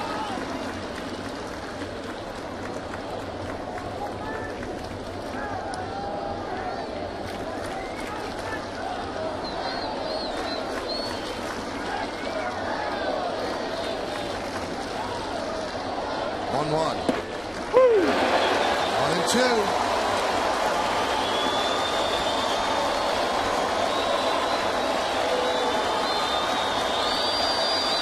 What's left of a crowd of 45,921, many of them standing. Looking for strike three, looking for the third out, looking for the win. Instead, it's ball two. Same pitch he got Josh Hamilton to swing at. All down and in. The Yankee outfielders playing no doubles. Each are almost on the warning track. On anything over your head. Allow Cruz to score from first. And the 2-2. Grounded to short. Jeter moves over. Fields flips to second. Got him. And the Yankees win 3-2. Soriano pitches a scoreless ninth. Freddie Garcia gets the win.